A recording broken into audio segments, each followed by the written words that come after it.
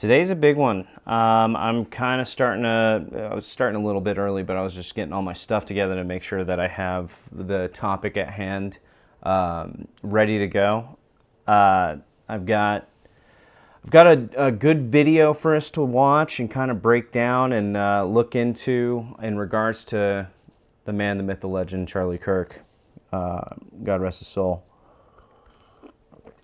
So I want to really emphasize on sharing this out. I want to get this shared out to as many people as we can. Just throw a couple out there, share it out. Tap the screen. Let's get some likes on there. Let's try to get up into the thousands early on. I think this is important for us to really break down. So I guess first and foremost, I'm going to start off with where everything kind of began after Charlie Kirk was assassinated and what was given to the public. Now, obviously, because doing this on the phone is a little tough, I think you can do full screen if you want to do that. You'll be able to see everything a little bit clearer, but that's entirely up to you. In fact, I'm trying to bring it back that way so I can look at it. Okay. So, as we know from CNN, this is back in September 16th, 2025. Charlie Kirk was assassinated on September 10th. And I find it kind of interesting that I decided to do the stream at 11 on 11/11. That was coincidence. But yeah, so anyways, we had gotten the alleged Charlie Kirk assassinations, Mr. Tyler Robinson's text chat between him and said roommate, which we later found was Lance Twiggs, right? So as we remember from what we saw, it was drop what you're doing, look under my keyboard. What? You're joking, right? I am still okay, my love, but am stuck in Orem for a little while longer yet. Shouldn't be long until I can come home, but I gotta grab my rifle still. To be honest, I had hoped to keep the secret till I died of old age. I am sorry to involve you. Now, a lot of people who had seen these text messages were like, that's not how people talk. Who says my love, right? But I promise you, after we get through a good amount of this, things are going to start kind of adding up a little bit better as this investigation has gone on. Because the stuff that I had gotten and received and watched was it was a testament from somebody who was actually like part of the friend group of Tyler Robinson and Lance Twiggs. And has receipts. Now, of course, I want to make sure that we keep this under, it's not speculation, it's more so this is alleged. I'm not going to call this as straight up facts on everything, right? Until we get everything disclosed, we'll find out the full revelation whenever the full court case comes. So I think we should take everything as a grain of salt and make our own evaluation of the whole thing, because I think this is important. Now, continuing on, this is Lance Twiggs is in the blue. You weren't the one who did it, right? Tyler's in the gray. I am. I'm sorry. I thought they caught the person. No, they grabbed some crazy old dude, then interrogated someone in similar clothing. I had planned to grab my rifle from the drop point shortly after, but most of that side of town got locked down. It's quiet, almost enough to get out, but there's one vehicle lingering. Why? Why did I do it? Yeah, I had enough of his hatred. Some hate can't be negotiated out.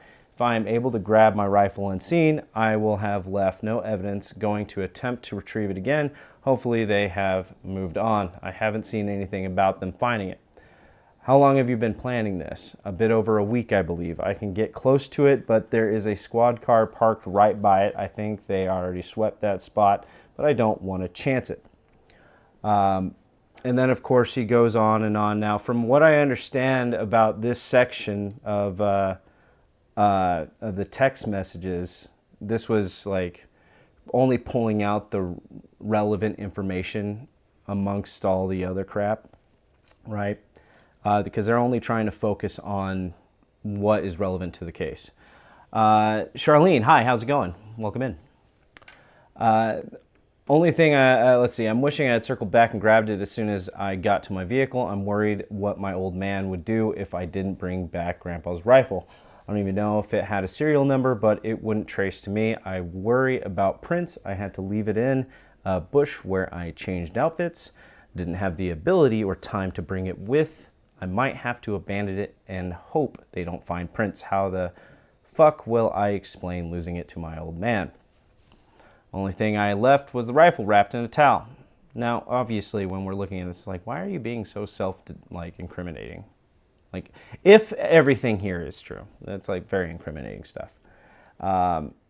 Remember how I was engraving bullets? The fucking messages are mostly a big meme. If I see notices bulge ooh woo on Fox News, I might have a stroke. All right, I'm gonna have to leave it.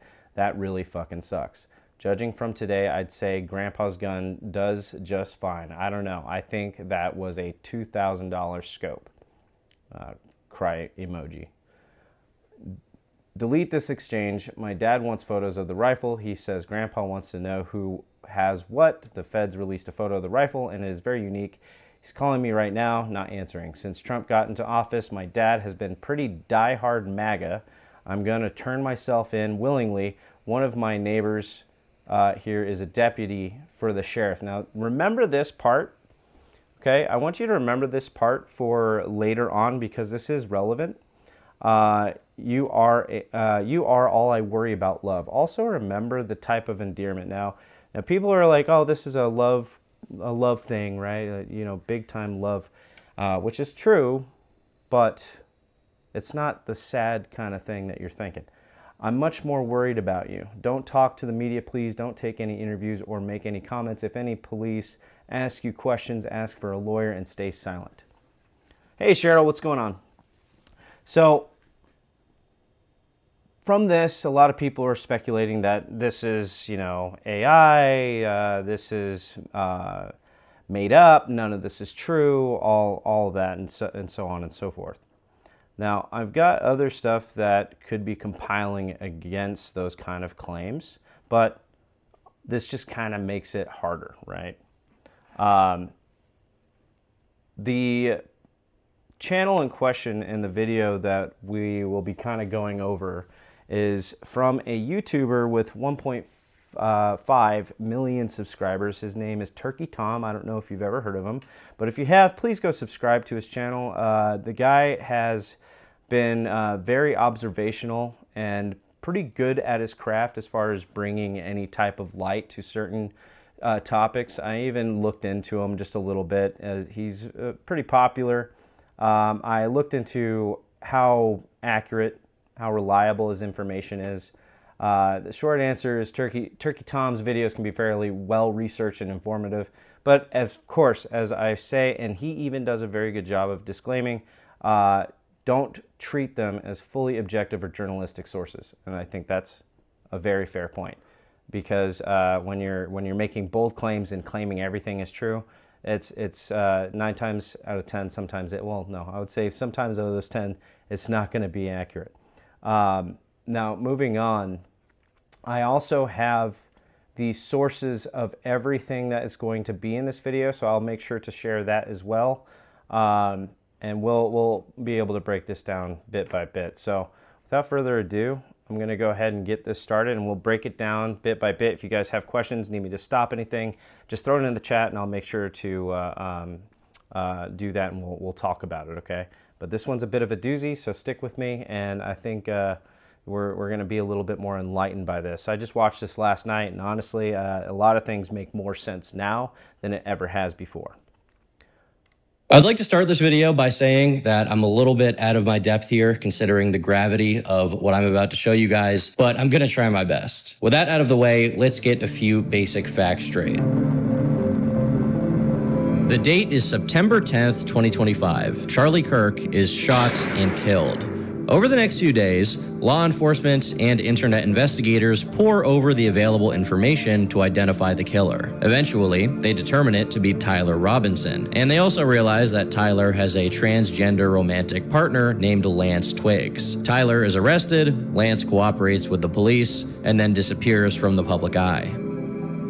13 days later, I released a video going over all of the publicly available information about Tyler and Lance. Articles, witness testimony, Lance's TikTok and Reddit accounts, and I thought that was it. But then I received a message. This message was from a third party who was close to both of them and remained in contact for 6 years up until the attack took place. They reached out to me providing never-before-seen information on the lead-up to what happened. To my knowledge, the only other people who have this are the FBI. Now, as I go over this information, you'll notice that some of it is redacted, but I've redacted it myself with the exclusive intention to preserve the anonymity of both this person and other people who are named, who have nothing to do with Tyler's crime. Now, keep in mind, these claims are being made by an anonymous leaker. There could be more to certain events that we're simply not aware of, and other details that may explain more of the story. Additionally, some of this video is my opinion and should be treated as such, but I've done my best to provide you all with the information I'm able to share to the extent it can be verified. In his first message to me, this person said, "Hello, I just watched your video on the Charlie Kirk assassin Tyler and thought you did a good job. I happen to know Tyler and Lance in real life. I don't take a lot of pictures, so I can't prove it very well, but I am in Discord servers where both of them are, including the one where Tyler posted his confession. I have some pictures of the apartments and some stories I can tell." There were 2 pictures attached underneath. One of Tyler's confession in the Discord chat that matched the ones published by Ken Clippens.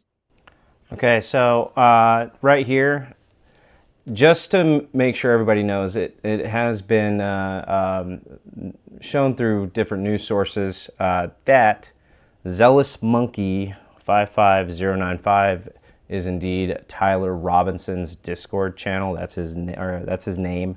And as it says, "Hey guys, I have bad news for you all. It was me at UVU yesterday. I'm sorry for all of this. I'm surrendering through a sheriff friend in a few moments. Thanks for all the good times and laughs. You've all been so amazing. Thank you all for everything." That is the Discord message that was put in the channel that they were in. That was leaked, as you can see.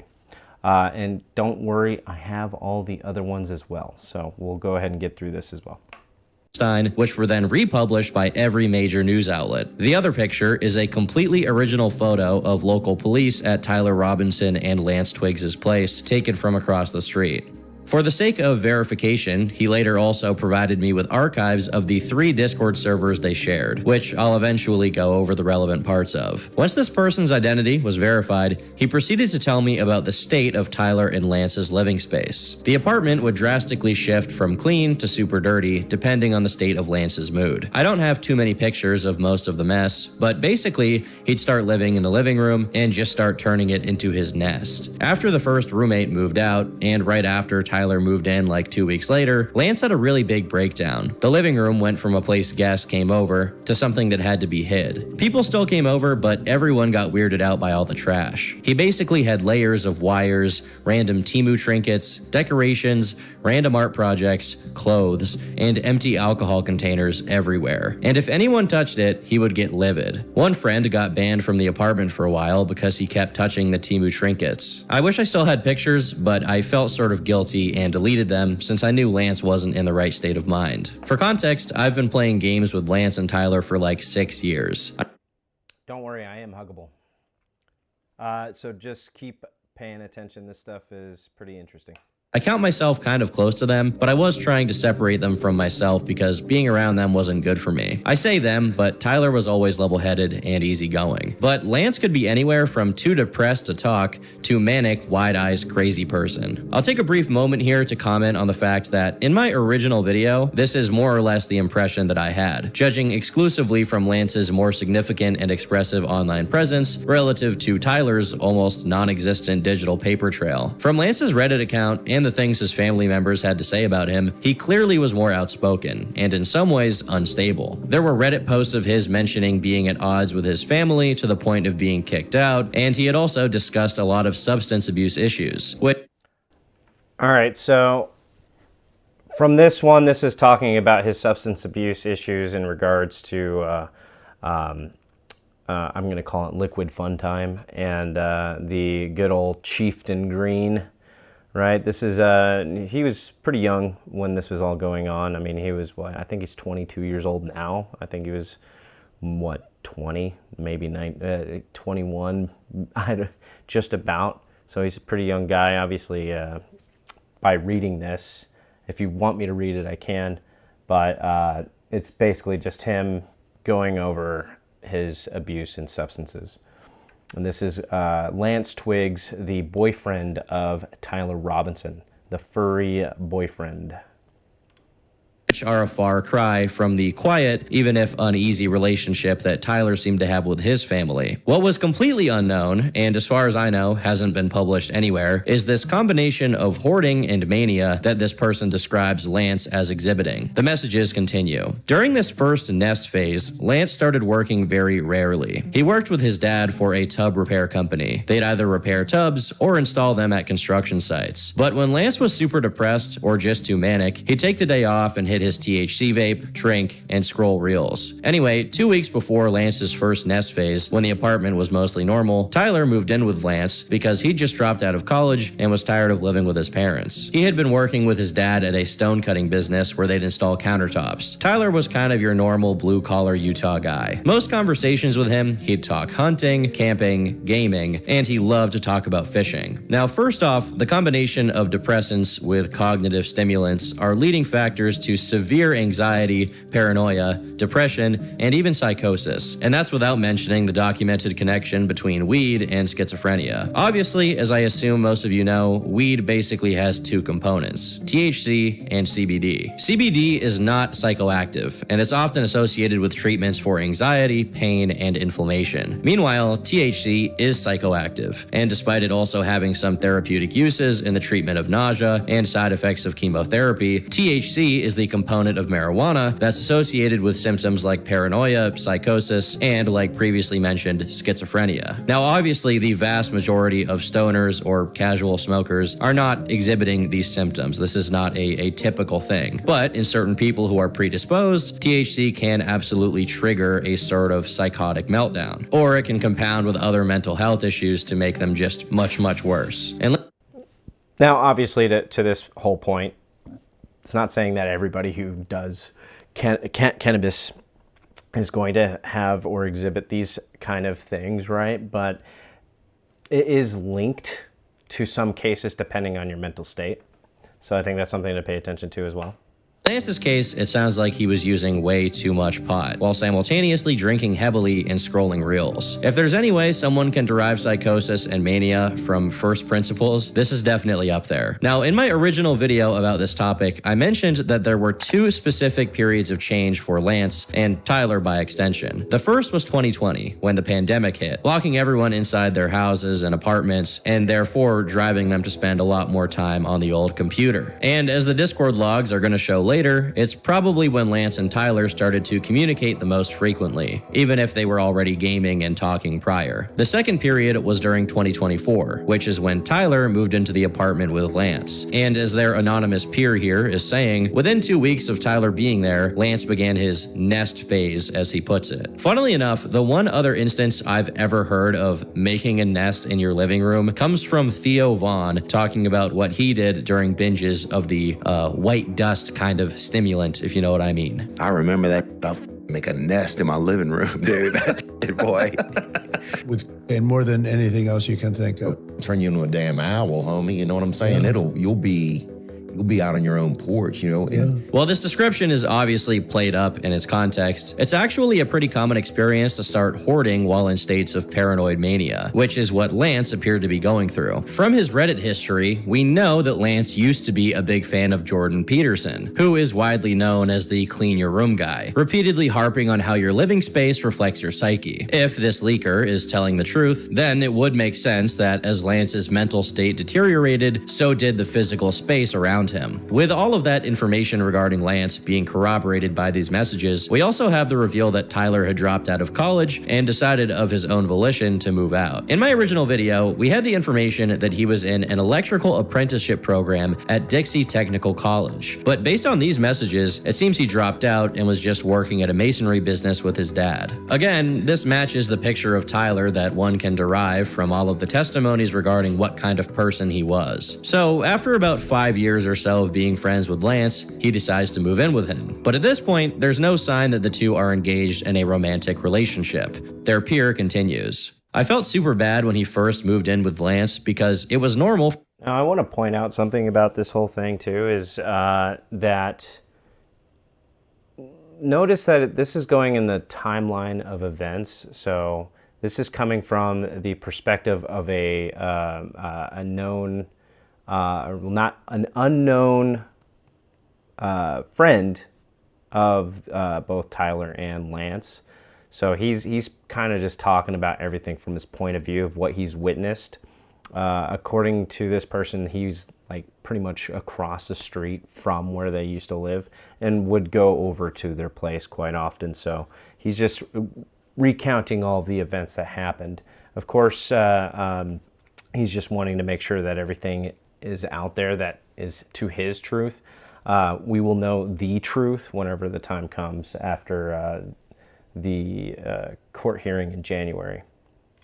For like 2 weeks, and then Lance went nuts, and the entire downstairs just became his nest. He'd be doing experiments in the kitchen, which were mostly just growing mold in Tupperware mugs, and the kettle with random Temu trinkets and rocks submerged in them. Every once in a while, I'd try to have a talk with Lance and try to get him to realize he needed help without making him go ballistic. Now, this is actually bizarre. One of the things I didn't pay that much attention to in my first video about this was that Lance made 2 posts regarding growing fungi, one of them in r/mushroom growers, and another one of them in r/shrooms. However, they were very brief non sequiturs that didn't at all give the impression of how deeply invested Lance was into growing mushrooms, which apparently he was, at least during his episodes. The interest in mushrooms peaking when Lance is at his craziest reminds me of the Cult of the Lamb cordyceps that takes over one of the characters and makes him want to grow more mushrooms. This is extremely strange behavior, but my personal autism aside, the messages continue. I'm not going to say it was all just him being insane. His mom is super Mormon and also kind of crazy, so there's that. And all of the drugs. Weed, LSD, shrooms, DMT, and I think he said Molly, but I'm not sure. Also, alcoholic levels of alcohol. Lance has always been a little weird and quirky, but never really crazy. He was constantly arguing with his mom every time he saw her, and then ranting about Republicans and Mormons when he got home. I'd sometimes talk with him for like 4 hours of him just ranting about his mom and family. He really hates Mormons. Also, at the time, politically, Lance and I would both probably describe ourselves as libertarian, and Tyler was very apolitical. On his Reddit account, there is one relatively old post about Lance having substance abuse problems, and you could assume that due to him no longer posting about it, he no longer struggled with it. Apparently, it was the opposite, as over time, it only got worse. And it's really the mention here of DMT that stands out to me. While the other drugs are bad enough and can permanently damage your brain, especially in combination with each other, even people who like DMT will tell you about how careful you have to be about using it, even if you try your best to do it in.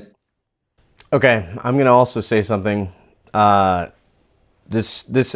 my younger days, I've experimented with that as well, and yeah, it's something I've only done once in my life, and I don't say people should be doing this on a regular, right? People say that it's for enlightenment and all this other stuff, and I mean, where it does kind of open up your mind a little bit, I try to stray away from that realm because it can really mess up your psyche. I'm not going to lie, depending on what you're doing with it, and I think it's very responsible for me to say is just stray away from. Oh shit! What the hell? I got a turkey on my head. Hell yeah. Serena. So right now, what we're talking about is it's the leaked Discord messages from Tyler Robinson, the alleged assassin of Charlie Kirk, and Lance Twiggs, to shed a little bit more light. Of course, this is going to be based off of Mr. Turkey Tom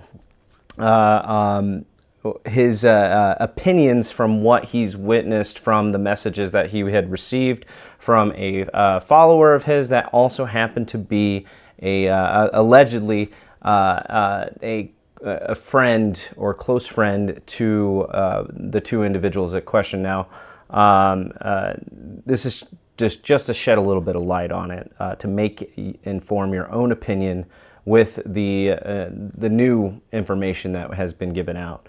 So I think this is just a great video to kind of watch, come up with your own opinion, and then we'll be able to find out more, hopefully, in January 16th and on the 26th for Tyler Robinson. Now, I have my own opinions, and at the end of this this video and the other findings that I have, I am also going to make my opinion on the matter as well. That way, we're not going to try to throw out, oh, this is fact, this is fact, this is fact. No, this is, the majority of this is opinions, but I do have all the messages. There's even images that the person had sent in regards to Lance Twiggs, his apartment, or I guess town home rather, and all the other information. So just stay tuned, and you're going to find this actually very informative and very interesting, diving deeper, okay?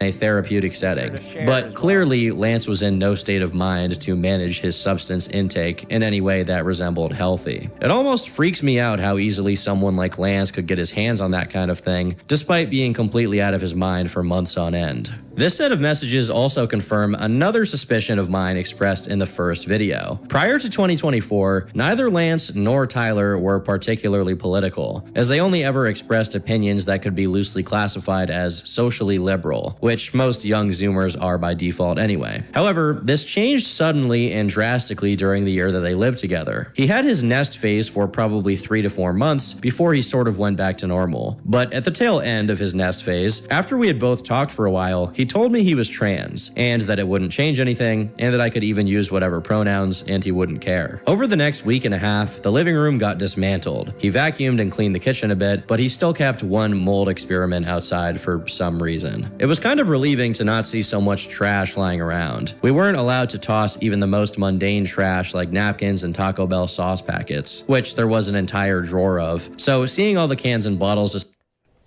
Who didn't have a drawer filled with Taco Bell packets? I just, you know. Hey, hard times, man. You didn't want to go buy the bottle. You just had a drawer filled with sauce packets. Just so you know. What? What about it? There's something I did. Oh, you promoted it? Okay. Oh, thank you for the heart me. Also, if everybody could repost the live, because one thing I've learned about doing live in this kind of format is the fact that it just for some reason does not do you know, a good viewership. So as you can tell up there, there's like 6 people on here. I don't know why in this format it doesn't. If I go on my phone, I'll have at least like 40, 50 people in here. On some occasions in the hundreds, but when it's on this, for some reason, it just doesn't get pushed out. So if you guys can do me a favor and just repost this in the share setting. Appear was super nice. Whenever we came over, people commented on how it's nice that we could hang out without being scared of accidentally touching trash or a trinket and having Lance freak out. We'd have a mostly weekly Magic the Gathering night at the apartment where everyone would come drink, get high, and play Magic. Lance started attending again after he became mostly normal. It's interesting to see that him identifying as trans came while he was in his nesting phase, but he maintained it after it had ended. It does startle me a bit how basically all of Lance's friend group, who frequently visited Lance and Tyler's house, just kind of tolerated this going on for months. I have no idea how it's possible to put up with a situation so clearly deranged for that long, but hey, different strokes for different folks. Now, it's this next set of messages that I find really interesting. Between all of his turns while playing Magic, Lance would go hang out with Tyler, and we'd have to call him to the tables every time it was his turn. One of my gym buddies was the first to pick up on Tyler and Lance being really close. I was in denial for months months because I thought Tyler was straight, and also I kind of did not want it to be true. Eventually, I kind of snapped out of it like the nth time I saw them asleep, cuddling on the couch. I kind of didn't think too much of it since Lance would get super cuddly every time he got drunk, which is how I think they got together, because I'm pretty sure Tyler was a virgin when he moved in. So probably when Lance was in the cuddly mood, probably something happened, but that's just my guess. This is where a lot of things start clicking together. Tyler, an introverted gamer who, as far as anyone could tell, had no prior relationships of any significance, spent 4 months living with his best friend, Lance, who apparently got overly cuddly with everyone while drunk, and simultaneously had the proclivity to drink too often. It's not surprising that this was the outcome of a touch-starved virgin gamer living in the same house as a touchy-feely, seemingly manic trans person. However, a while after Lance had mostly gone back to normal, things start. So there's something to point out as well in regards to Tyler Robinson and Lance Twiggs. There's a big polar opposition of their type of personalities. You'll come to find as you watch this further that Tyler Robinson, he was more of an introverted person, doesn't even have much of a social media footprint than Lance Twiggs, who had pretty much everything under the sun, which goes to show the differences of somebody who wants to be seen compared to somebody who doesn't care to be seen. And I think that's something that we got to dive deeper into as far as psychology in regards to that, because people who really want to be seen a lot always felt like either A, in their younger years, they felt they were very special and wanted to hold that dopamine hit. Other people who just didn't care about that, you know, they probably were more of a confident person, in my opinion, rather than having to always be affirmed in how they are perceived. So, continuing on with this, you'll see the trends continue to fall in. So.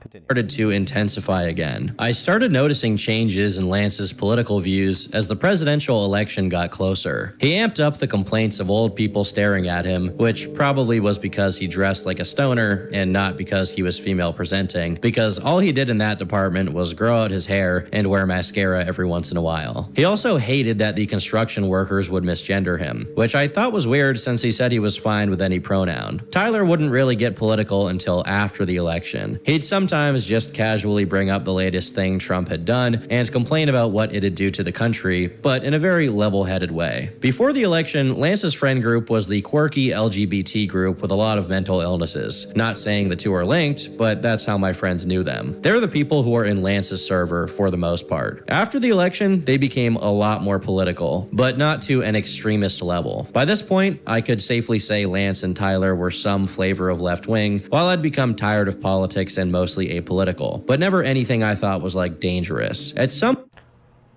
Mostly apolitical. So with that means there was no really partisan vote as far as what Tyler Robinson actually believed in politics. He was, yes, raised in a more conservative family, but seeing that when you're with somebody who is in a opposition, but you care about them, you tend to want to, I call it being a chameleon, right?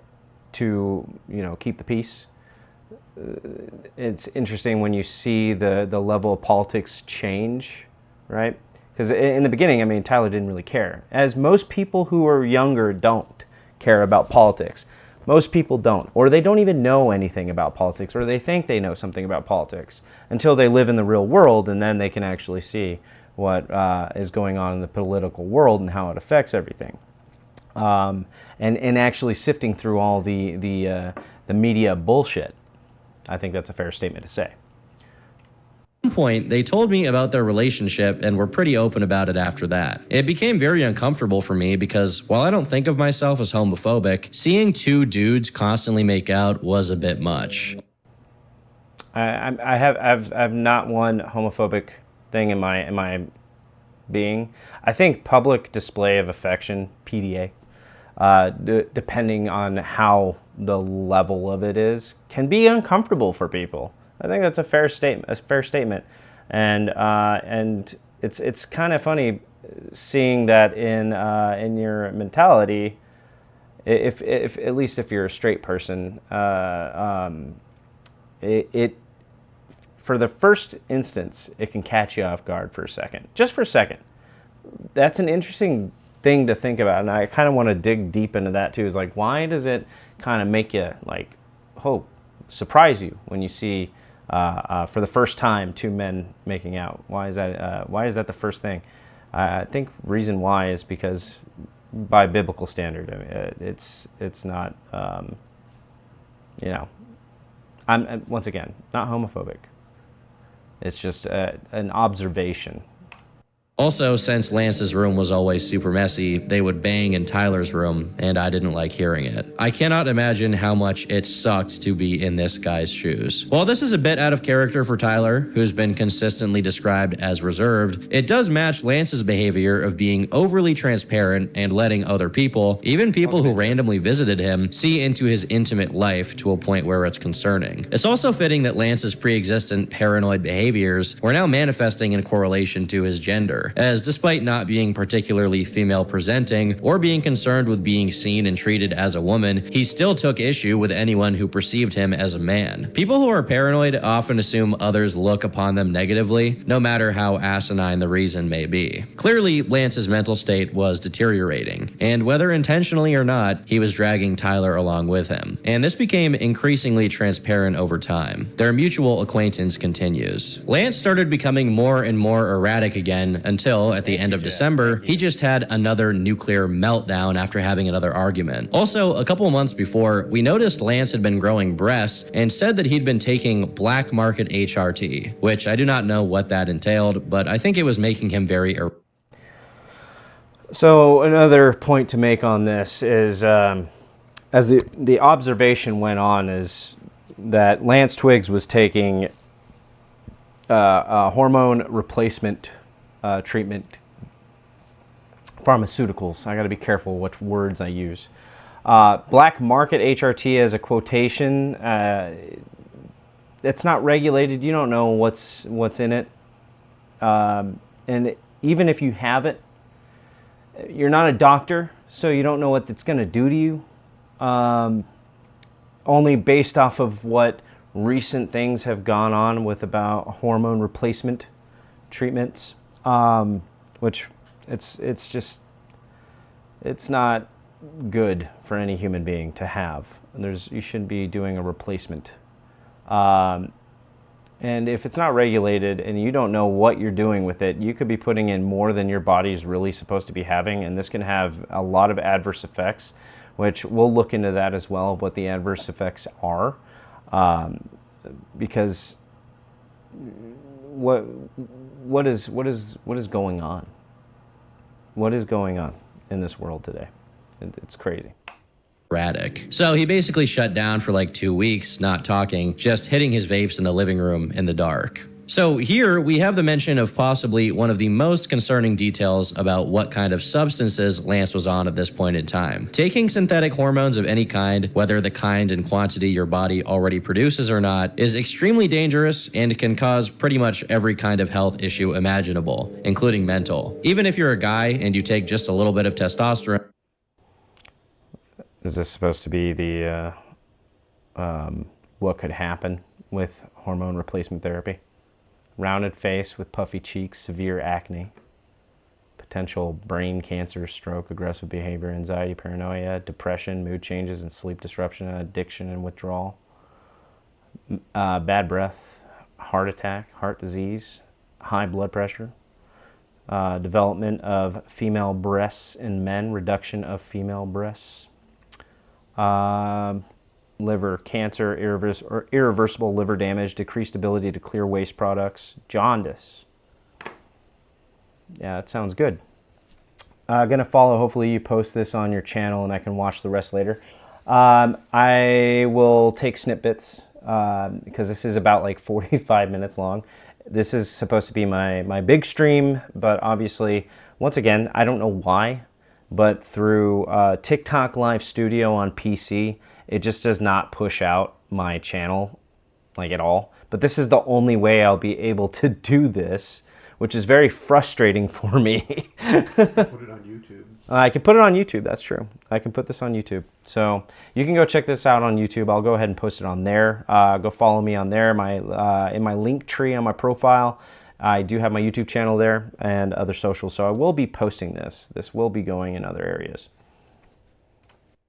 You can suffer all kinds of side effects. So obviously, in Lance's case, the risks are much greater by default, and it's made exponentially more dangerous given the circumstances. This is someone who has proven himself to be delusional, chronically sleep deprived, and prone to overdoing substances. There is simply no chance he was mentally well enough to manage and administer dosages of any kind, let alone procure or produce untainted bathtub HRT. While studies on this stuff are hard to come by, there have been a few documented cases of people in similar situations to Lance. Wait, what was that? Adverse effects of gender-affirming hormonal therapy in transgender persons, assessing reports in the French Pharmacovigilance database. So there's the source. Come by, there have been a few documented cases of people in similar situations. Those are the names. So Melissa Yalehi, Mark Klein, Layal El Aridi, Anais Marier, Pierre Gillette, Ava Fagerlova. I probably screwed up all their names. Lo siento to all those people. Situations to Lance. For example, there's one case of a person in their early 20s with a history of depression and psychosis who Diagnosed at 21, treated with venlafaxine, fluoxetine, olanzapine, and risperidone. You know what? With that, I need my tablet. Honestly, I'll be right back. Give me 1 second. I knew I needed that. I wasn't sure. At least good information, right? I think that's. Oh God. Self-induced drug intoxication via HRT, which led to a work. Okay. Sorry. Until I have a proper setup, we're using a coffee table. Or not a coffee table, but a dinner tray. 1 second, guys. Okay, I got the good old handy dandy tablet. I'm gonna have to finish my coffee so it doesn't make a mess further. And I've got big old powerful thick thighs, so there's not a lot of room here. All right, so let's take a quick look. What was it? What was the cases of people in similar situations to Lance. For example, here we go. Okay. Venla. Oh my gosh, I hate this keyboard. Here we go. Venlafaxine. So the most common side effects of venlafaxine include nausea, headache, trouble sleeping, drowsiness, dry mouth, dizziness, and sweating. Most common side effects tend to improve as the body adjusts to the medication. It also has increased blood pressure, serotonin syndrome, abnormal bleeding, bruising, angle closure, glaucoma, seizures, low sodium levels, and unaliving thoughts or behaviors. What is it for?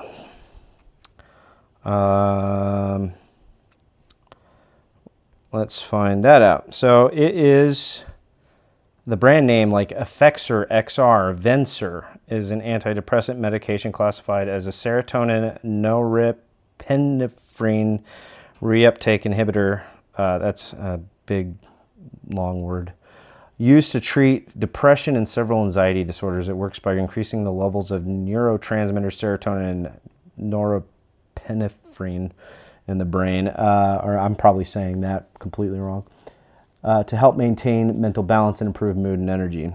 Okay, so it's a antidepressant. What's the other one? And that's kind of crazy. This person's on all kinds of meds. Dude, I didn't even hit the K. Fluoxetine, another antidepressant. Are these all antidepressants?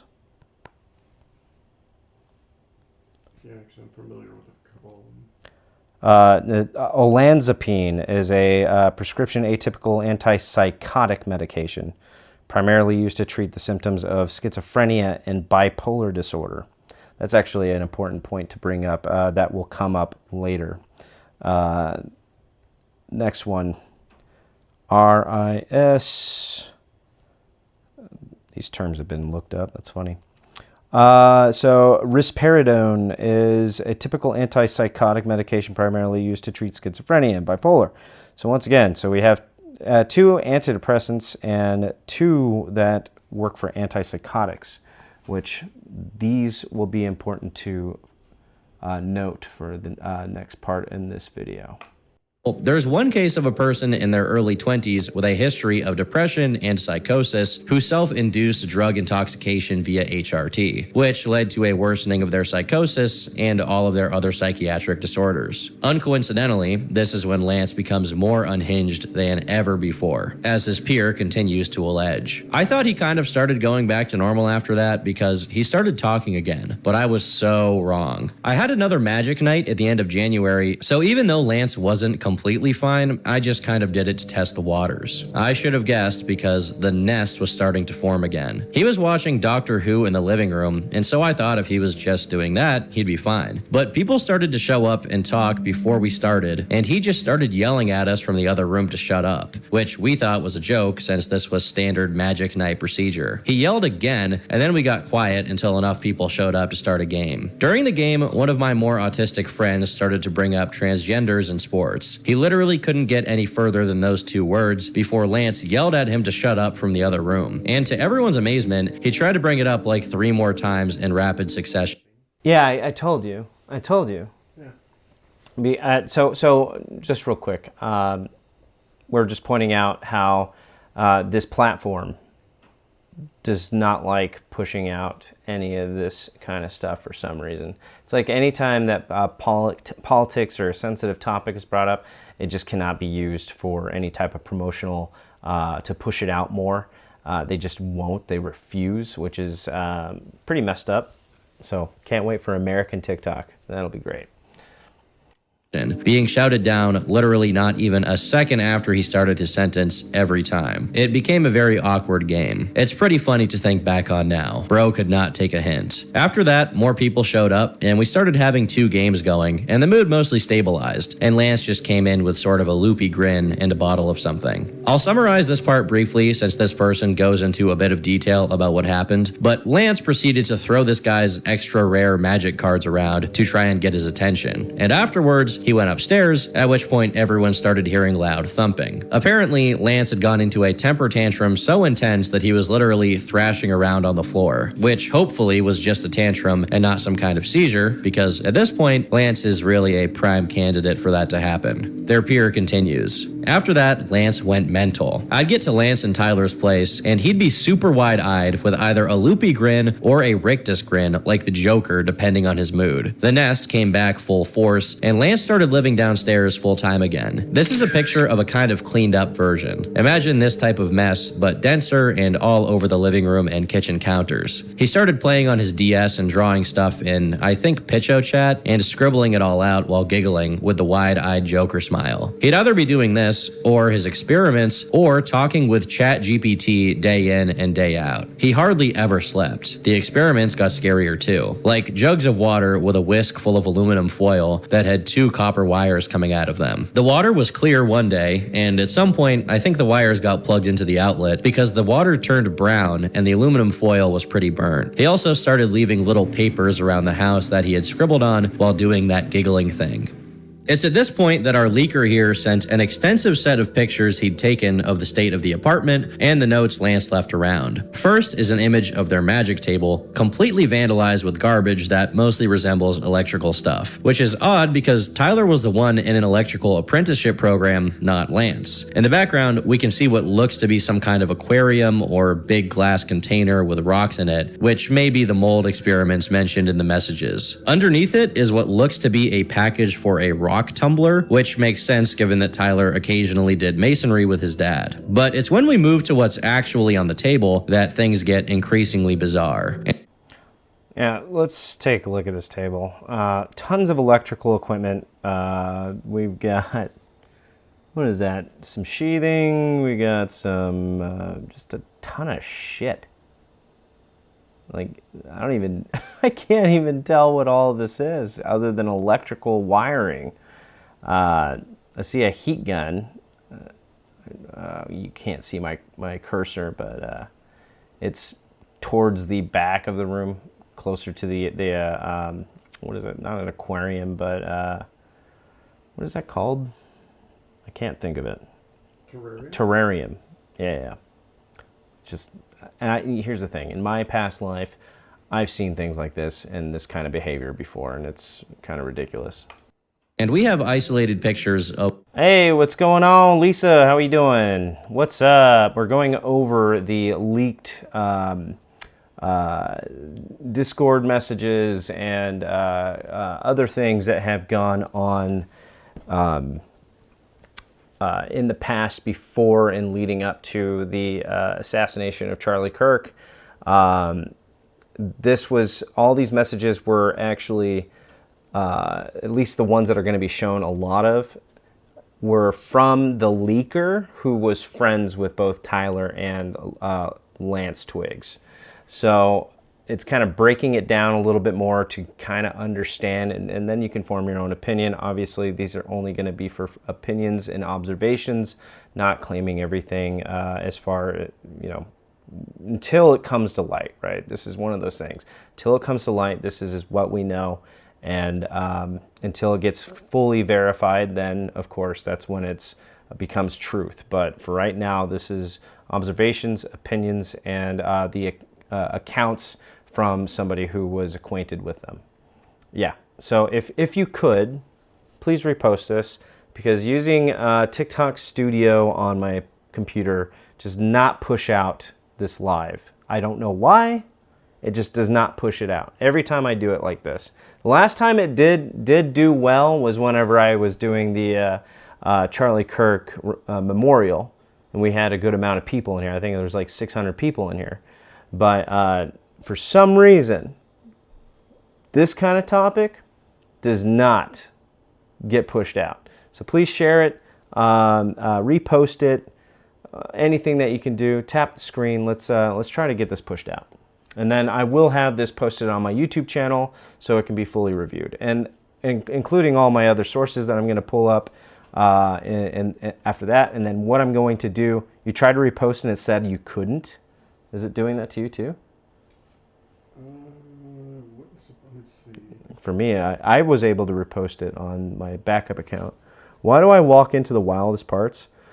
I don't know. I don't know.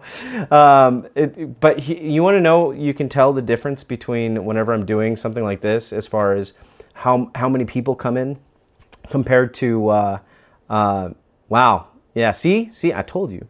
It's Yeah, it's not letting me do it either. That's very interesting. The funny thing is I'll be doing a normal live, like off my phone, and we'll have at least in the tens of people, right, at the very minimum. But whenever I'm doing it in this platform, TikTok Live Studio is like, bunch of bullshit. All right, we're going to continue on, okay, guys?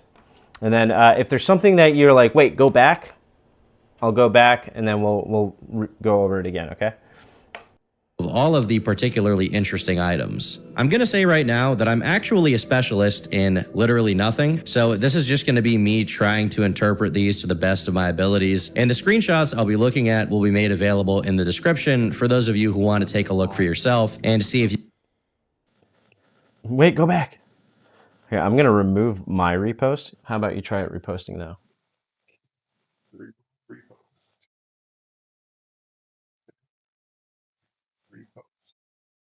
Couldn't repost. Couldn't repost. And it still says remove repost. Yeah, that's crazy work, dude. Yeah, usually I have more, but it's because this TikTok Live Studio crap, it's garbage, at least whenever I'm doing things like this. So I guess the only thing that you could really do is like just personally send it out to people is probably the best way to do it. Yeah. And unfortunately on my backup account, which go follow my backup account, it's here, I'm gonna put in hi. That Bob the Trash Panda. That's me. Okay. So you guys can follow that. We need to get that. We need to get that channel. We need to get that channel up into at least 1,000, so we can do lives there as well. and maybe we'll do a test and see what happened. But I'm gonna go ahead. You said Dust Moon to go back, so I went back a few tens of seconds, and we'll see what you missed on. First is an image of their magic table, completely vandalized with garbage that mostly resembles electrical stuff, which is odd because Tyler was the one in an electrical apprenticeship program, not Lance. In the background, we can see what looks to be some kind of aquarium or big glass container with rocks in it, which may be the mold experiments mentioned in the messages. Underneath it is what looks to be a package for a rock tumbler, which makes sense given that Tyler occasionally did masonry with his dad. But it's when we move to what's actually on the table that things get increasingly bizarre. And we have isolated pictures of all of the particularly interesting items. I'm gonna say right now that I'm actually a specialist in literally nothing, so this is just gonna be me trying to interpret these to the best of my abilities, and the screenshots I'll be looking at will be made available in the description for those of you who want to take a look for yourself and see if you can extract some sense out of the madness of Lance's post-it notes. The first... And we'll go through those. I've got the link. I've got everything. I'll even once I get this posted on YouTube, then I'll share the link as well, so that way we can go through this. And of course, I credit everything to Turkey Tom. Turkey Tom is the one that made this video. Freaking awesome guy. So far, from whatever I've researched about him, he makes his observations based off of information he gets, and he's very, very clear that he's not making a direct, like, this is 100% fact, undisputable, any of that. So that is what I like about this, and then we can make our own opinions and observations from that as well. Yeah, I understand that nobody's going to be able to repost. For some reason, it's just TikTok being TikTok. First one we'll go over is this one, which contains a set of spiral-like scribbles that may be disconnected attempts at making the Glock logo. Given these... I can kind of see where he's making that observation. Now, you can't see my mouse cursor because I took it off for my gaming streams, but look at his thumb, where his thumb's at, that little, like, spiral symbol. Yeah, I can see where the observation for Glock, the Glock symbol is, and then of course right across from it is lock. But here's something I want you to really understand about these kinds of symbols and stuff like that. None of it's going to make sense. It's not. It's quite literally a bunch of jargon. I don't understand it, and whenever you see more of these, you're going to see, based off of all the previous information that has been given about how he's on a black market HRT, he's manic at times, and has a lot of mental health issues, as you'll find out further into this this video, that things like this are very, very common in people with mental issues, especially in schizophrenic. So we'll continue there. Squared spiral G and the word lock near it. Right above this, there's also what looks to be the small phrase E equals T, and elsewhere on the note, I can also make out the words regent and temp, although I have no idea if this is alluding to anything in particular. On the right side of the image, another post-it has the sentence all of separate underneath what looks to be the portmanteau no linguals. This is very rough to make out, obviously, but bilingual means that someone knows 2 languages. Monolingual means that someone knows 1. Therefore... Okay, real quick, what I'm going to do is I'm going to see if I can fix the mouse cursor thing so I can kind of like underline where he's saying to make it a little bit more clear. I forgot that this was an issue before, so 1 second. Let me get that fixed. Okay, I think it's going to be in... Where's my settings for this? I think it's going to be on display capture. Ah, yep, okay, apply. There we go, perfect. And let's go back to it, okay. So now you should be able to see my mouse, yep. or no lingual would mean someone who knows no languages or someone who is nonverbal. The next set of scribbles is a bit more cohesive, although I'm using that word pretty loosely here at this point. Here we can see stop looking for others at the top and Terraria buggin tear ableist in the middle, which I think may be some wordplay with terrible and ableist. At the bottom of this page, an illustrated version of the word sine wave is written above lose it at the tude, next to a picture of some bizarre looking animal. This at the tude bit to me is very reminiscent of how schizophrenic people will break words down and obsess. Yeah, and lose it at the tude. Lose it attitude. Lose the attitude? I don't know. With syllables, word morphology, and portmanteaus. There's another example of this in one of the post-it notes where he writes, I'm alone. Okay. This is one that I whenever I looked at this, it wasn't that I read I'm alone, but I guess I saw it whenever I first saw it is I'm a loon. I saw an O. I didn't see an A at first, but now that I'm like, because that was last night's opinion whenever I first saw it, my first observation, I was like, I'm a loon. Yeah, loon for sure. But now it's I'm alone. So wordplay there, I'm going to say, because I'm alone. I'm alone mentally. It could be so many different observations about that.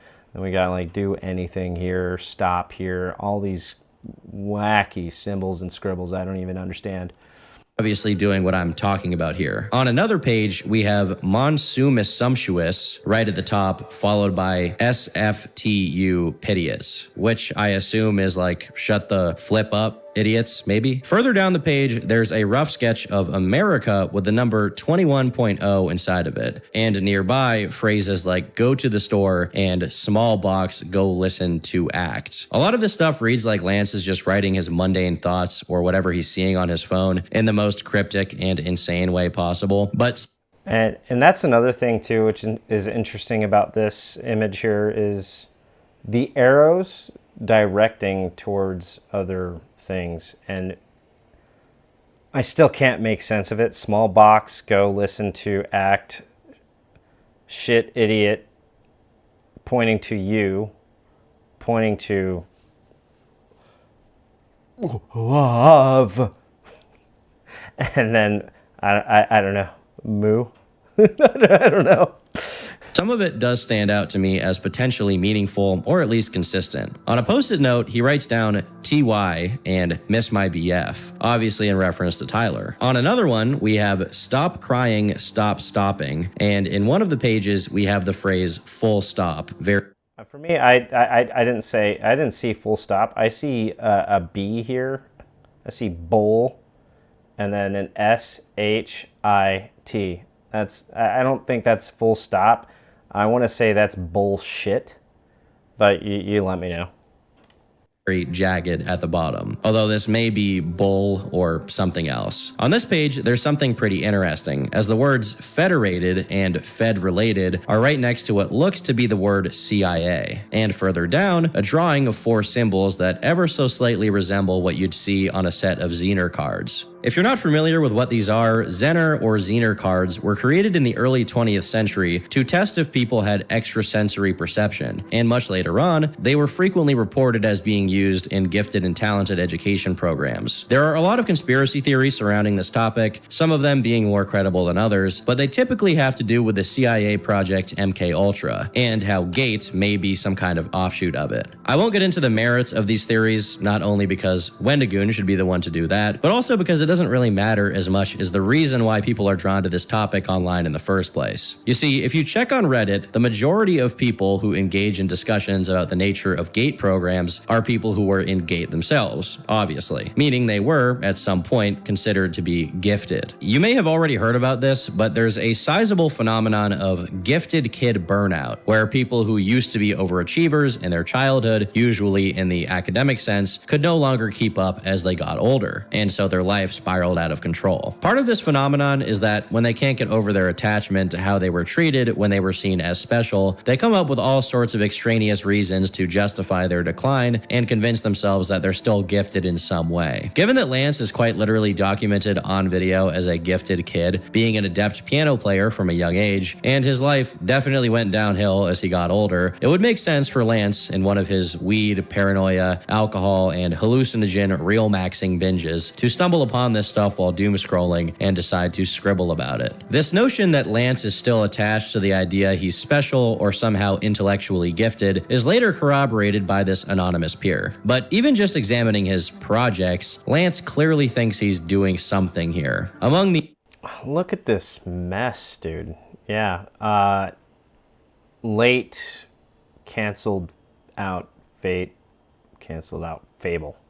Late fate fable. Stop hurt anyone.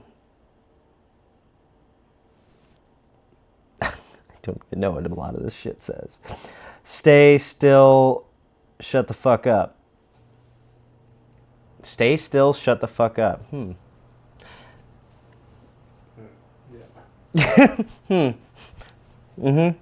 Yeah, we're gonna get into some deeper waters with this kind of thing. Remember this stuff, okay? incoherent scribbles, there's hot glue and electrical wiring and batteries, which leads me to suspect he actually believed he was putting something together. And maybe some of these scribbles are, at least in his delusional mind, blueprints or rough sketches. At least some of his drawings had symbols that resembled electrical circuit diagrams, some even written on books about electrical stuff like impedance phenomena. Yeah, what is this book that I'm actually curious about? Wait, did it say the chapter here? Circuit diagrams, some even written. The invention of something. Wait, oh, this is Nikolai Tesla, and that's interesting because he did say something about Nikolai Tesla. So this is a book on Nikolai Tesla and discussing. I'm assuming his technological advances that he had back then. I'm assuming. My dad's calling me 1 second. Let me call him back. On books about electrical stuff like impedance phenomena, while others had mathematical symbols as if he was writing down equations. Although, of course, none of it actually makes any sense to me or probably you. I will say... Sorry. Cheryl, I just saw your message. What was that COXT thing? Oh, okay. So that was just some random symbols. Now, what Bob was able to kind of pull up is some of them look like some math symbols, that mathematical symbols that probably would relate to, I'm assuming, like calculus and a few other things like that. You know, I don't care. I'm just gonna have to wash this robe anyways. Get the coffee off the table. There we go. Sorry, I spilled coffee, guys. Me big bad. Me big bad. Okay. Bro, those are scribbles. Yeah, I know. They're all scribbles. I thought it was like coexist. No, that's not the coexist one. This is just a lot of jargon. Like I said, a lot of jargon. Which, I mean, you can. I even did some, like, image comparison to other things that. I mean, it was close, but there's another language, an old language that even some of the letters haven't been figured out or discovered to complete the full alphabet for it. But I forget what it's called. I'll have to relook at it again. But yeah, it's pretty crazy.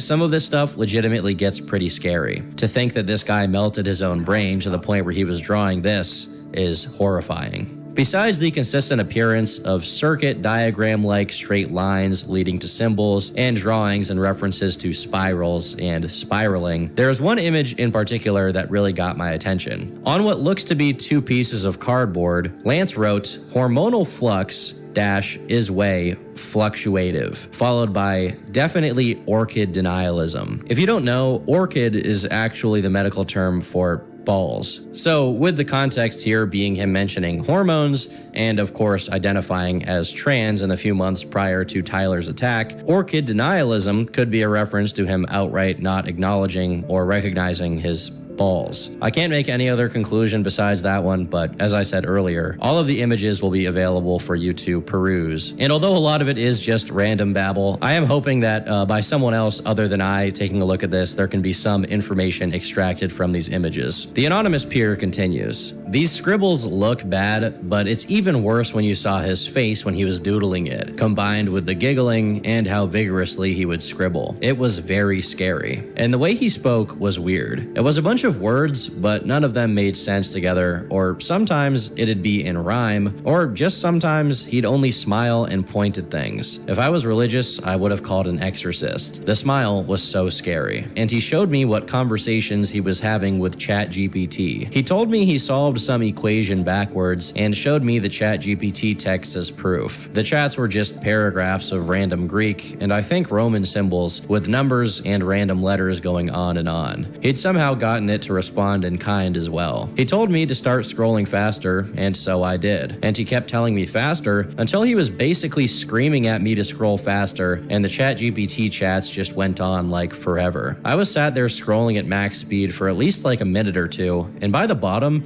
it was still in the weird symbols. He started yelling at me that Nikola Tesla was abused. What are we watching? So what we're watching right now, this is, so right here, actually, this is perfect.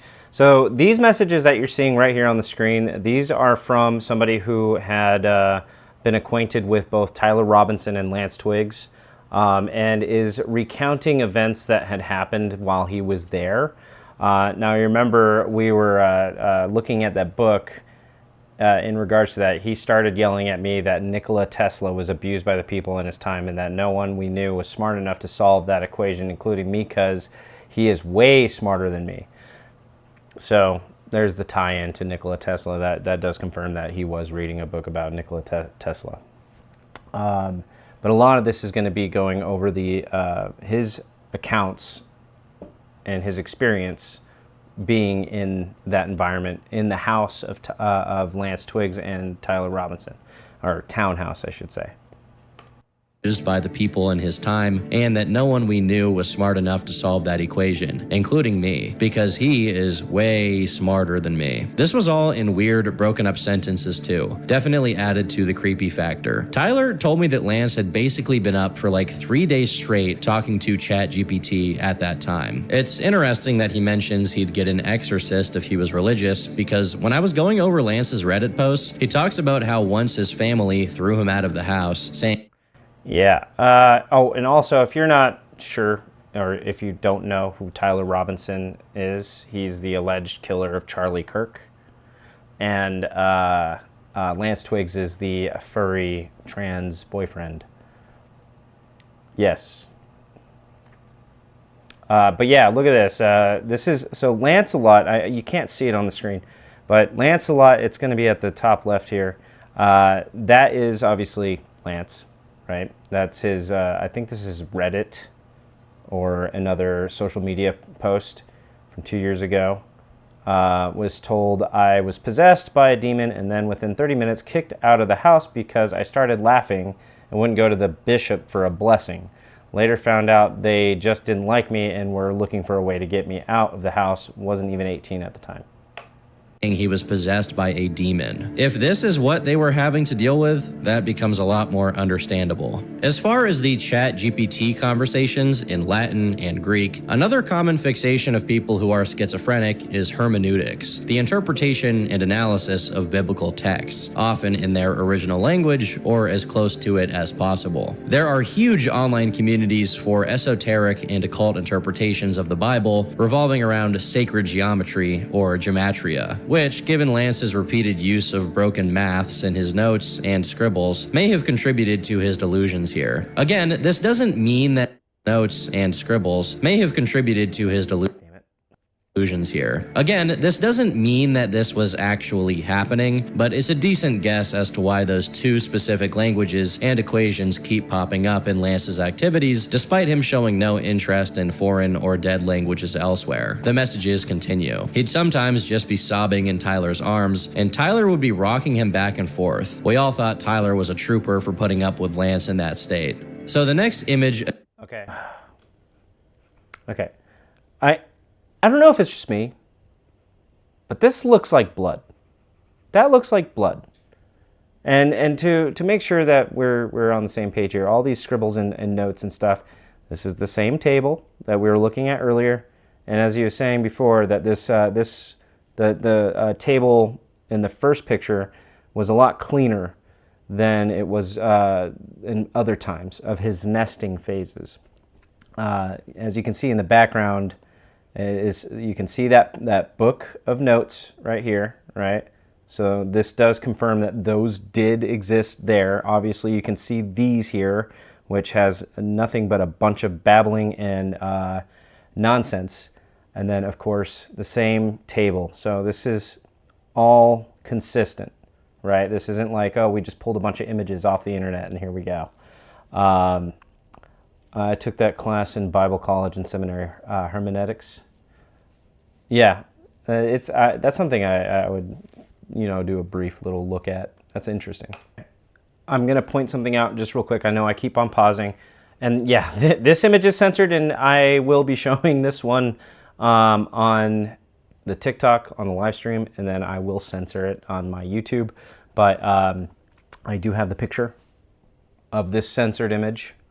But back to how you can tell that by Tyler basically cradling Lance in his times of manic, is pretty crazy, right? But if we go back into the text messages and you look at these things here, you are all I worry about.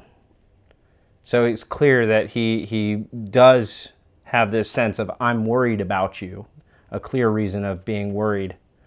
And then, of course, we already confirmed that he did, in fact, turn himself in because the messages... Oh, wait, we haven't gotten that part yet. That's coming soon. That's coming soon. Attached in these messages is one that I don't think I can show you guys on YouTube, but you will be able to check it for yourself in the description. But it's a used condom on the sink of the bathroom in the common area. We know this photo was taken in their apartment because the counter, sink, toilet, and other details match this photo of their sink taken from a Zillow listing. The same applies to another photo of the table in their living room, which once again matches the Zillow listing, as we can see that the window with the white blinds is in the same location. As nasty as this is to even take into consideration, it is worth noting that it is completely empty, which leads me to think that even if Tyler was still engaging with Lance in this way, it was more out of pity or a sense of duty than anything else. The anonymous peer says, crazily enough, while Lance was like that, Tyler was still hitting it. When I told Lance I would be leaving the general area, it was crazy. He snapped back to reality for a second and just thanked me for all the good times we had had hanging out throughout the years. After that, I think Lance had been brought back just a little bit, and he even let Tyler take him out of the house to start seeing a psychologist. It almost made me feel bad because, not gonna lie, I was starting to become really apathetic and not really care about what happened. Like, it was just so much energy to try and deal with Lance. Tyler was a real trooper for dealing with him. Lance even calmed down enough for us to hold like 3 more magic nights. We all thought Lance would be okay because he had Tyler, who was basically his handler at this point, to take care of him. Eventually, my friend who lived across the street from their apartment let me know that Lance had gotten into an argument with his grandpa, who owned the apartment, and his grandpa had taken his car away. This I'm not sure about, but I suspect it put him into another one of these spirals. I imagine Lance was just alone with Tyler in the apartment, just driving Tyler crazy. I'd be hard pressed to stay sane insane while living alone with Lance while he's like that. I joined a couple Discord calls with Tyler and Lance would say one thing and then be silent, and Tyler would just talk normally. Tyler even joined a call 2 weeks before the assassination and acted completely normal. All of this is really interesting to me because while we did have an inkling that neither Tyler nor Lance were in their right mind by the time the attack took place, it seems like the situation was that Tyler was being subjected to an incessant barrage of genuinely psychotic ramblings from a paranoid and deranged Lance, who had recently become significantly more political. As is customary for people with these kinds of delusions, they start fixating on prominent people, imagining they have some specific relationship to that person, usually that they're being stalked or otherwise directly antagonized by them. This is probably when the name of Charlie Kirk entered the mix, and while it was probably just one among many delusions Lance would probably forget about by the time his episode ended, it seems it seeped into Tyler's mind as the cause of Lance's problems. Obviously, there's the political context of it, with Lance being trans and Charlie being conservative and criticizing the trans community. But judging from the leaked messages between Lance and Tyler, it does seem Lance himself is taken aback and shocked that Tyler did what he did. If I were to guess, Tyler took some of the things Lance must have said while in a state of delusion to heart, while Lance had already forgotten about them a while later. Their peer concludes his messages by saying, after talking to another friend apparently right after he did the shooting, he joined a bunch of Discord calls asking if anyone had seen the news while breathing heavily. And literally the next day, he was in call just chatting with people while playing his puzzle games. And also for the record, Tyler 100% calls Lance my love when they are talking alone. You remember? You remember that text message? My love? People were like, who calls somebody my love? Well, seems like Tyler did. Hopefully this sheds some light on what... And backing the claim of, yeah, it was his boyfriend on a hormone replacement therapy drug. That's not a very right-winged thing. You know what I mean? Everybody's like, oh, he's right-wing. He was raised by right-wing. But if you're seeing the environment of what Tyler was enduring through with Lance Twiggs, this was obvious brainwashing and changing of a political standpoint. Because remember, Tyler wasn't registered as a conservative Republican. He was apolitical. He didn't align with a single party. He didn't even have himself registered as a voter in any party. His family was. But when people make this kind of argument, it's like, look, you can be in there's plenty of people out there that have parents and family that align themselves with the opposite political party. It's not unheard of. It happens all the time. I did it. I used to be very liberal and Democrat, but I ended up figuring out things on my own and came to my own conclusion that I wanted to be a Republican. And so here we are. But yeah, hopefully this sheds some light on what was behind the scenes. Now, these messages were obviously after the fact that Charlie was assassinated. So these aren't from like way long ago. This is like current. This is this year. What it was like behind the scenes. With all of this context provided, I think it's beyond the shadow of a doubt that the last messages exchanged between Tyler and Lance are real. It also elucidates the nature of their relationship, as Lance was someone Tyler was mostly taking care of rather than having a normal relationship dynamic with. From the looks of it, it seems like Lance is someone who, at least at one point, was very self-aware and proactive as a person, being confident enough to argue with others over his worldview, while Tyler has always been quiet and stayed in the background of any setting he found himself in, including his relationship with Lance. Unfortunately, it turns out that he was simply less expressive of his thoughts. Now, the leaker also sent me their Discord logs, and this dynamic of Lance being the expressive one while Tyler played a subservient role is also reflected there, as Lance messaged the chats way more frequently and even had his own server. The logs I got are of 3 different servers that Tyler and Lance were parts of. Lance under the name Lanceolotl and Fluxolotl, and Tyler is the name Zealous_Monkey Cookie, and Bedbug Inspector. These messages date all the way back to 2020, and although most of it is pretty irrelevant stuff and boring, it is kind of spooky to see that at some point, these guys were like completely normal, just sending memes to each other on Discord. Interestingly enough, Tyler frequently spoke of going fishing or making fishing trips that lasted for days with no cell service, where he would speak to no one. While this isn't really negative, it does differentiate Tyler from his peers. There's one kind of introvert who stays indoors and plays on the computer, and then there's go fishing in the middle of nowhere with no cell service for days kind of introvert. Still, at least early on, it's clear that the people in this server have no issue with offensive humor and don't necessarily swing politically in any given direction, although there are a few odd things that I have to note, even if they are just jokes. In mid-2020, someone else in the server tags Lance and says, "Nobody said gross when you said you wanted to bang your 2-year-old cousin, Lance." The context of this is that the same guy who sent this message said he wanted to bang snake girls, and Lance responded by saying gross. But honestly, this doesn't explain that much. Another interesting tidbit from these chats is when the topic of religion came up, prompting Lance to say, "Isn't Brigham Young the one with all the quotes about how black people are cursed and can't hold the priesthood until they get uncursed by God?" For context, Oh, also, if you are able to read some of the little pieces, because I know it is kind of cut off, and if you're kind of like, where's the timeline? For the most part, all these messages are going to be read from bottom up, as you can tell by the direction of the conversation. Right? Isn't Brigham Young the one with all the quotes about how black people are cursed, and then responded with yes, and then continued on and can't hold the priesthood until they get uncursed by God. So just so if you're trying to follow the text, that's how it goes. Something I want to point out about that too is that is kind of consistent. It's, I'd say, loosely consistent with his writings in that scribble book, you know, where he's combining words. I think this, as you can tell by the time frame of these, is we got 2020, so that was about 5 years prior, and as time went on, I'm assuming it only got worse.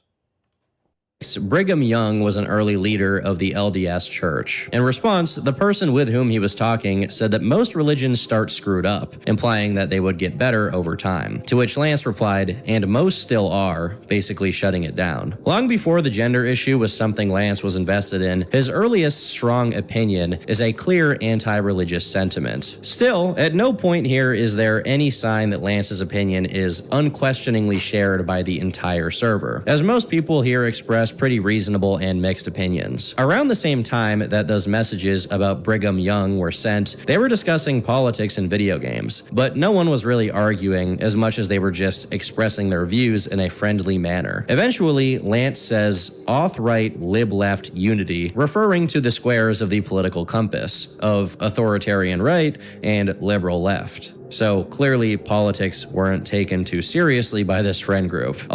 A little while later, still in 2020, Tyler can be seen commenting on the presidential debate, saying that it was hilarious, but making no further comment. In September 2020, Lance says, "Femboy Friday greater than Tomboy Tuesday, White Girl Wednesday isn't where it's at," followed by White King Wednesday. These seem to purely be jokes, as he showed no signs of identifying as a femboy at this point in time. As a matter of fact, when someone else sends a few messages saying, "Femboy hypnosis is finally working, my nipples are so puffy, Jesus Christ," Lance responds with 2 long strings of question marks. Although this may 100% be irony on Lance's part, in November 2020 of question marks.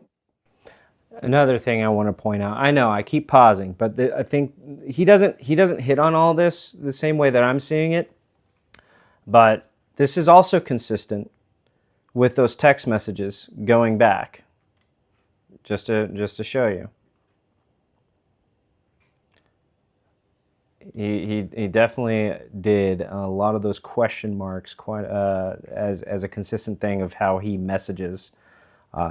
Likes adding a lot of question marks. Obviously, in this type of tone, it was a very quick conversation between him and Tyler.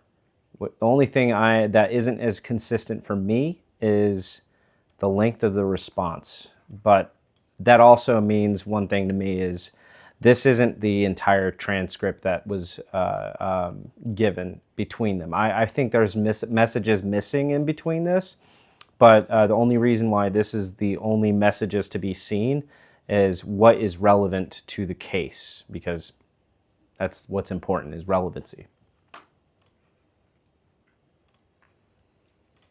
Marks. Although this may 100% be irony on Lance's part, in November 2020, he sent "Vote Jeb" to this chat, referencing Jeb Bush's failed and often memed on 2016 presidential campaign. Interestingly enough, at least back in 2020, Tyler seems to be the one who was more politicized from the Discord messages. At one point, he went as far as to suggest that freedom of speech should be amended so that vaccine and COVID skepticism was not protected by it and could get you punishment by the government. Also, I've repeatedly seen people claim that Tyler was a furry, but in these chats, he seems to deny it, as when another user says he is one, he replies by saying, "I told someone I wasn't gonna watch their anime one time and get called a goddamn furry. This country is going downhill." Earlier on, even Lance was open to cracking some more edgy jokes, like me proving that being black is a myth and calling other people libtards. And I'm under the impression that he engaged with lolcow and internet drama culture to some extent. The reason why is because there's a good few messages of him talking to someone else about Terry Davis, where he calls Terry a weird nerd, but acknowledges that he has a sad story, while expressing no hang-ups about someone else in the server, echoing Terry's use of the N-word to describe CIA agents. There's also a good few messages in which Lance can be seen discussing Chris Chan and his current girlfriend, Flutter, where Lance says Christorians must be praising the sun, with one odd message comparing someone's looks to janky, which could be in reference to someone else in the server, but most likely is in reference to Isabella Janke, one of Chris Chan's most infamous tormentors and A-logs. As of 2022, Lance sent a few messages complaining about H3H3,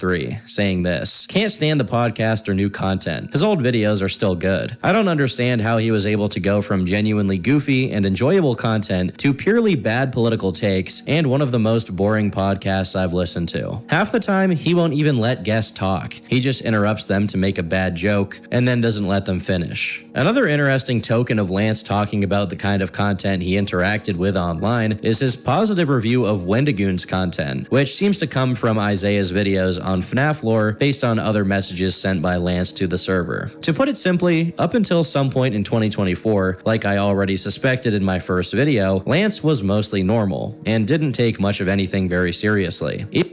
Yeah, so as you can kind of tell in the very beginning of all this, ranging back to 2020, a lot of this there's hardly any politics involved. Nothing was really political, but you're going to see that as time went on, especially at this time now, it's 2024, these people were starting to get more involved with politics. So you can start seeing that the political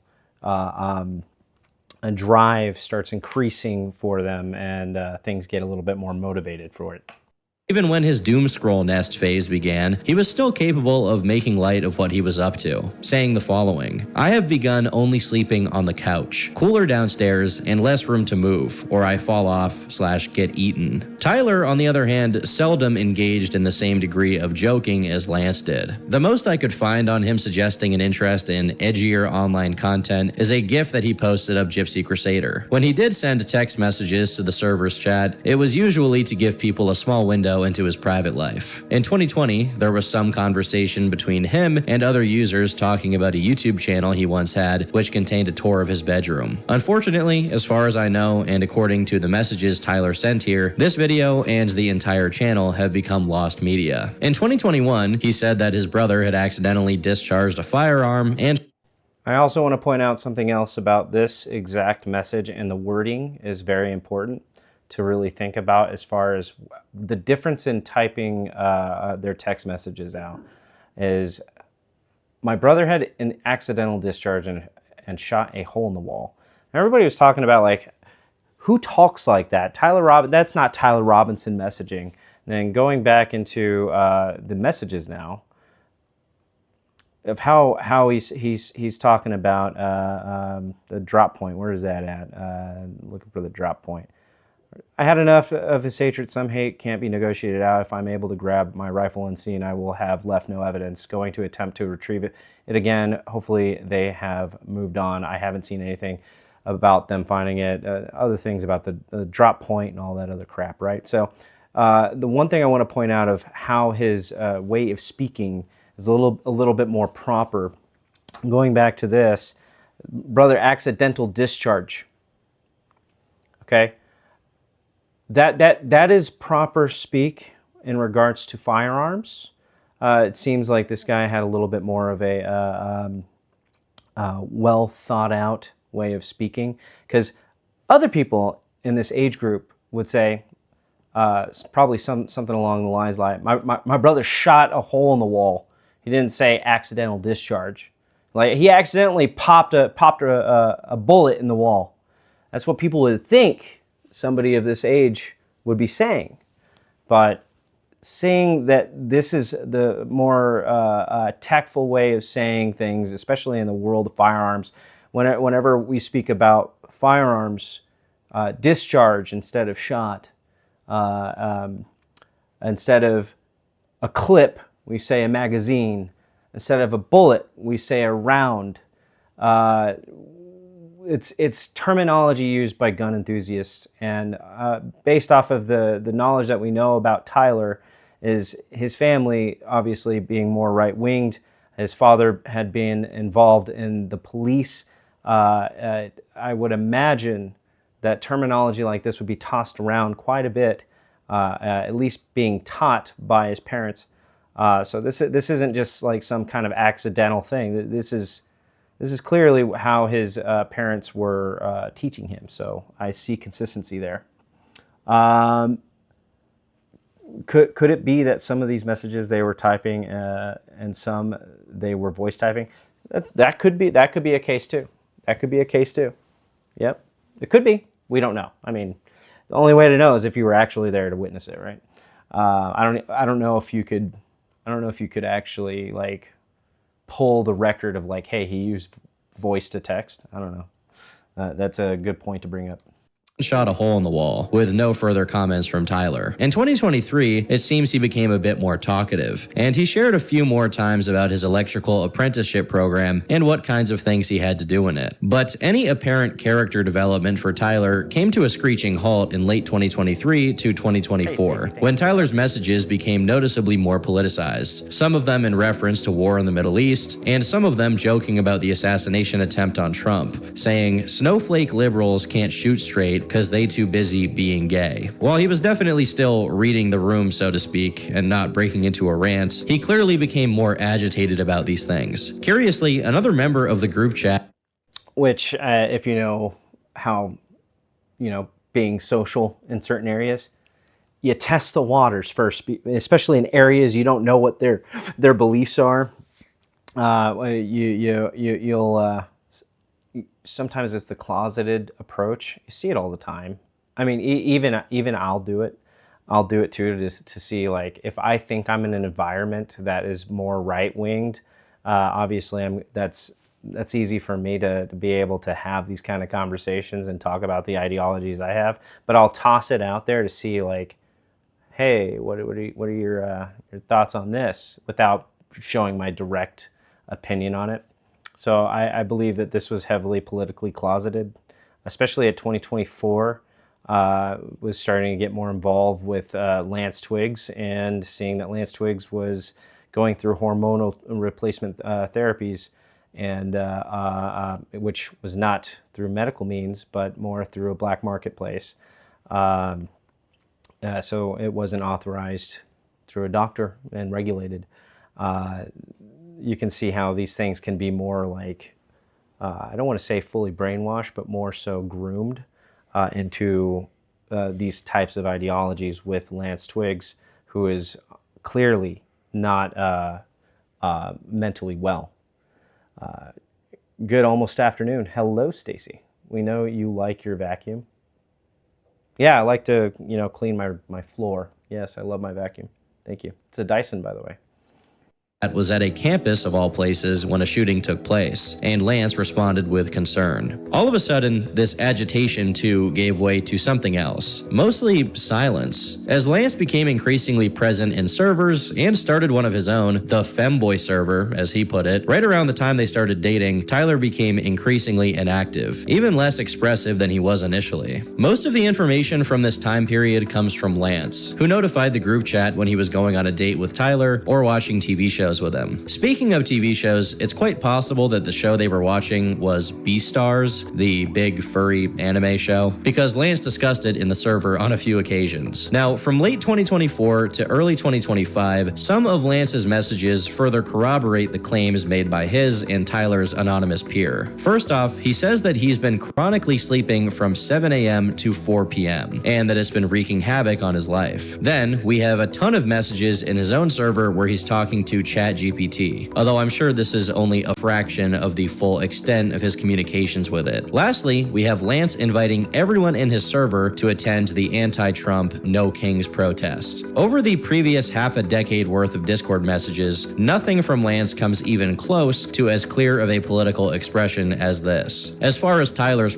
chronically sleeping from 7 a.m. to 4 p.m., and that it's been wreaking havoc on it. Also, now that I'm back into this, if you didn't see it before, this guy he's been very dependent on substance abuse in regards to liquid fun time and other types of substances, and I don't know if they went into it already, but I know that they go into it in this video about which substances he was abusing. But there's one that they did not disclose, and based off of some of the traits of what he had experienced, the 7 a.m. to 4 p.m. sleeping all day basically, there's even one message in here where it's like, I think he said he was awake for 3 days. These are traits and behaviors of somebody who uses a hardcore substance that would be on par of Adderall, if not using Adderall itself in an unhealthy way. His life. Then, we have a ton of messages in his own server where he's talking to ChatGPT, although I'm sure this is only a fraction of the full extent of his communications with it. Lastly, we have Lance inviting everyone in his server to attend the anti-Trump No Kings protest. So I'm going to pause it again because this is also important, is right here with Lance and Tyler being together goes to show with this in there, you know that they're going to be aligning with ideologies as well. If Tyler was a Republican or conservative, he would not be going for a No Kings mass protest or even advocating for it or anything or posting anything about it. Wouldn't even be a question, right? I don't know any Republicans that are out there preaching no kings. I don't know anybody, unless you know the very small majority that do, but that is something that's not very common amongst Republicans. So this eliminates the thought that this was some type of Republican or some conservative or some right-wing ideologist. This right here is a left-winged, agended kind of protest, which is fine. You can have these protests. You have the right to, but this is clear. Over the previous half a decade worth of Discord messages, nothing from Lance comes even close to as clear of a political expression as this. As far as Tyler's presence in Lance's server, one of the last messages I was able to find of his was sent in August, where he simply says, "I am very ill." Within a month of this message, the tragic day of September 10th comes around, and the following day, Tyler sends his confession message to their old friend group server. It's interesting to me that he sent it in this server and not to Lance's new server, because I'm not sure why that is. It could just be that he was less familiar with the people there, but based on the kind of messages sent there, which we're going to go over later, it could be that he wanted to avoid having hearing anyone say something that resembled support for his actions. In the original group chat, one of the most prominent users replied, saying this: "Hey everyone, if you haven't seen the news yet, Tyler's post above is true. He was taken into custody earlier today for the shooting of Charlie Kirk. Regardless of the horrible actions that took place, we must take this moment to remember that God is a living and loving God who loves all his children. God calls sinners to be his saints, and I ask that you all take a quiet moment to pray for Tyler and his repentance. While Charlie Kirk's politics were not acceptable to some, I ask that we all say a prayer for him and his family during these confusing times. Love you all. God bless."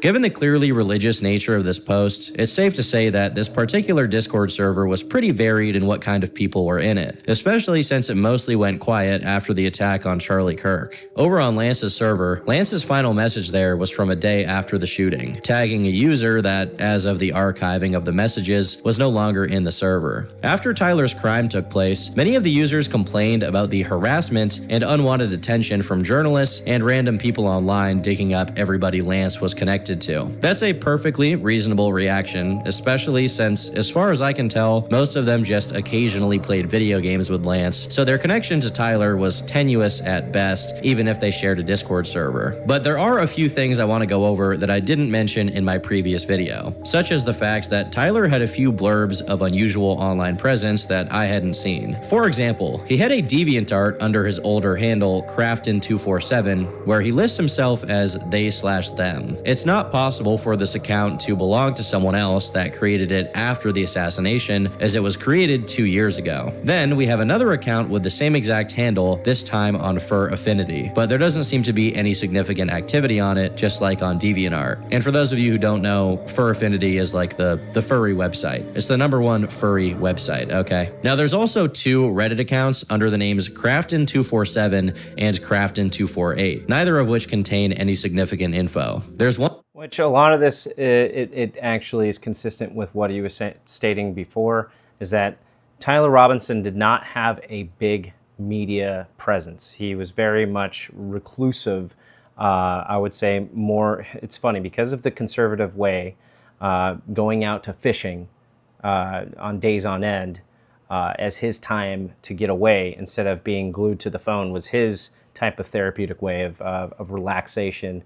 Instead of being super dove into the media, right? There's people like that. I know a lot of them. This is my job, so I'm constantly on it.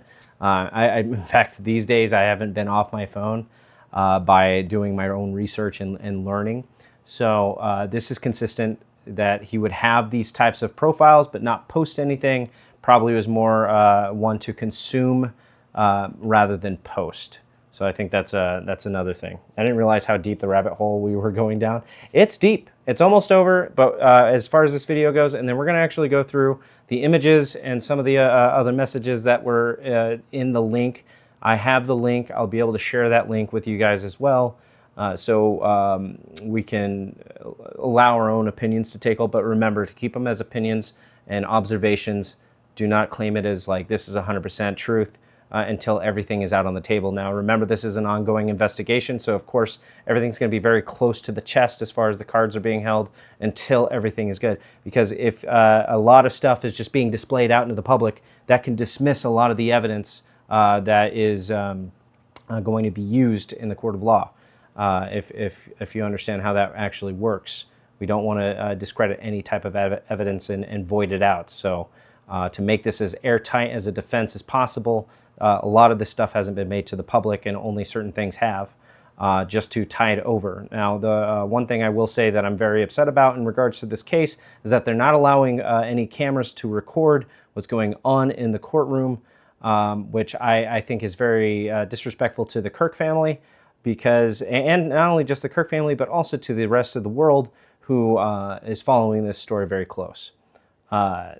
Let's go. This is almost like a documentary. This is unbelievable good stuff. It is. It's a great video. You talk like a college professor. Thank you. One post on each account, both of some pretty mundane content and from years ago, long before he was dating Lance and became more politicized. Now lastly, there are the Steam accounts of both Tyler and Lance. Tyler was clearly much more active on Steam, being level 50 on the platform. It is interesting that Tyler once set his name on there as Donald Trump, but besides that, nothing of note really. Part of why there's very little to say is that Tyler clearly set most of his settings to more private options, which again is pretty reflective of the kind of guy he was. Lance, on the other hand, had pretty much every facet of his profile completely public. Well, here's the thing: is it wasn't that like the court just automatically to your question, is it a federal case? Which No, it's being charged as state, not federal. it's state, not federal. Okay, thank you, Bob. So it's a state case. It's not federal, and in regards to any of these types of things, it was not 100% like the court just decided unanimously to remove cameras.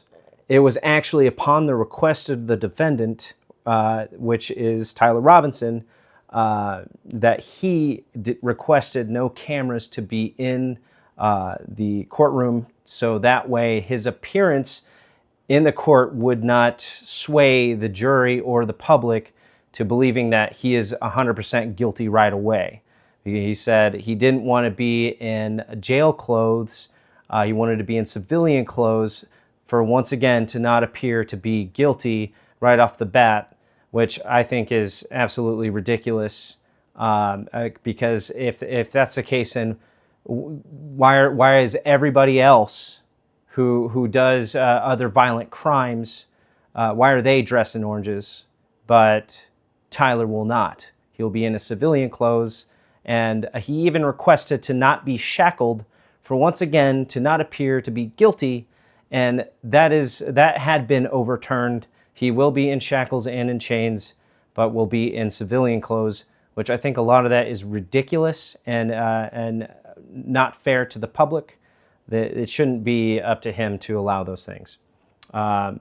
So it just doesn't seem right to me. If we had to witness the atrocity of Charlie Kirk being assassinated, and not only just us seeing it on a screen, but for the thousand plus people that were there at the event to witness it firsthand, I think that this should be televised in regards to it, to make it just as fair.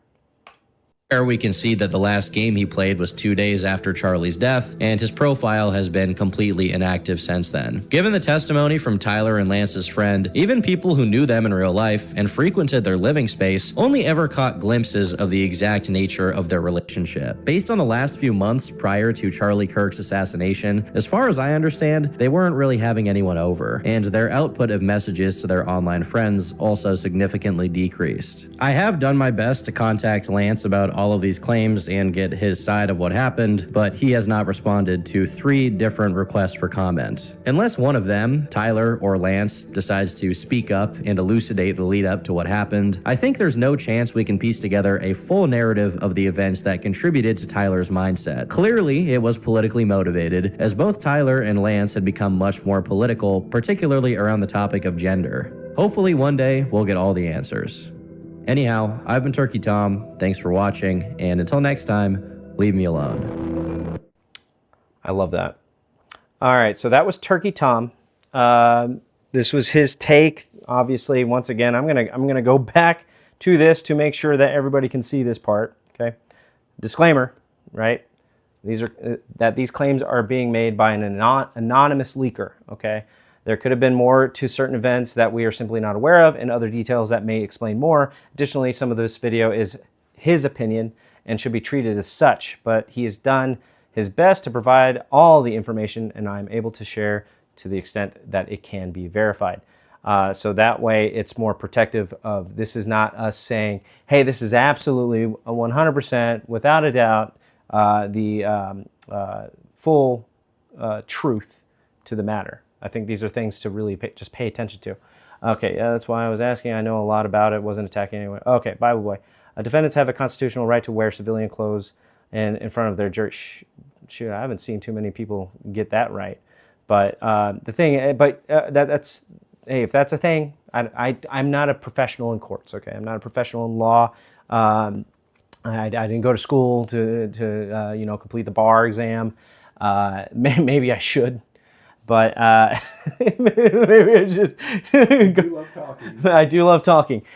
So maybe I should just do it for funsies and just go through the bar, read the books that I need to understand the law a little bit more. Can you name one defendant who has I it? think that's getting way off topic. What? Oh, what he's going on about right now. Oh, can you name one? I personally cannot name a defendant. I don't know them by name, but I can probably pull up some videos of people who have gone to court with handcuffs and oranges on. We can say that this is a thing that happens more times than not. So, to your point, I can't.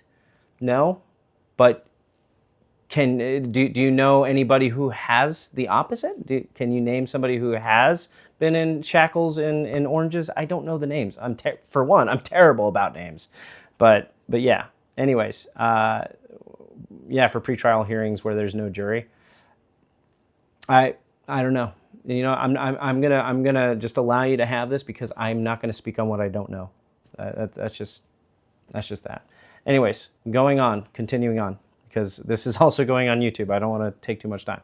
All right, so I went to go verify once again to the extent of how viable Turkey Tom was. I wanted to understand a little bit more about him, and I was even asking like, what can you tell me about his recent video?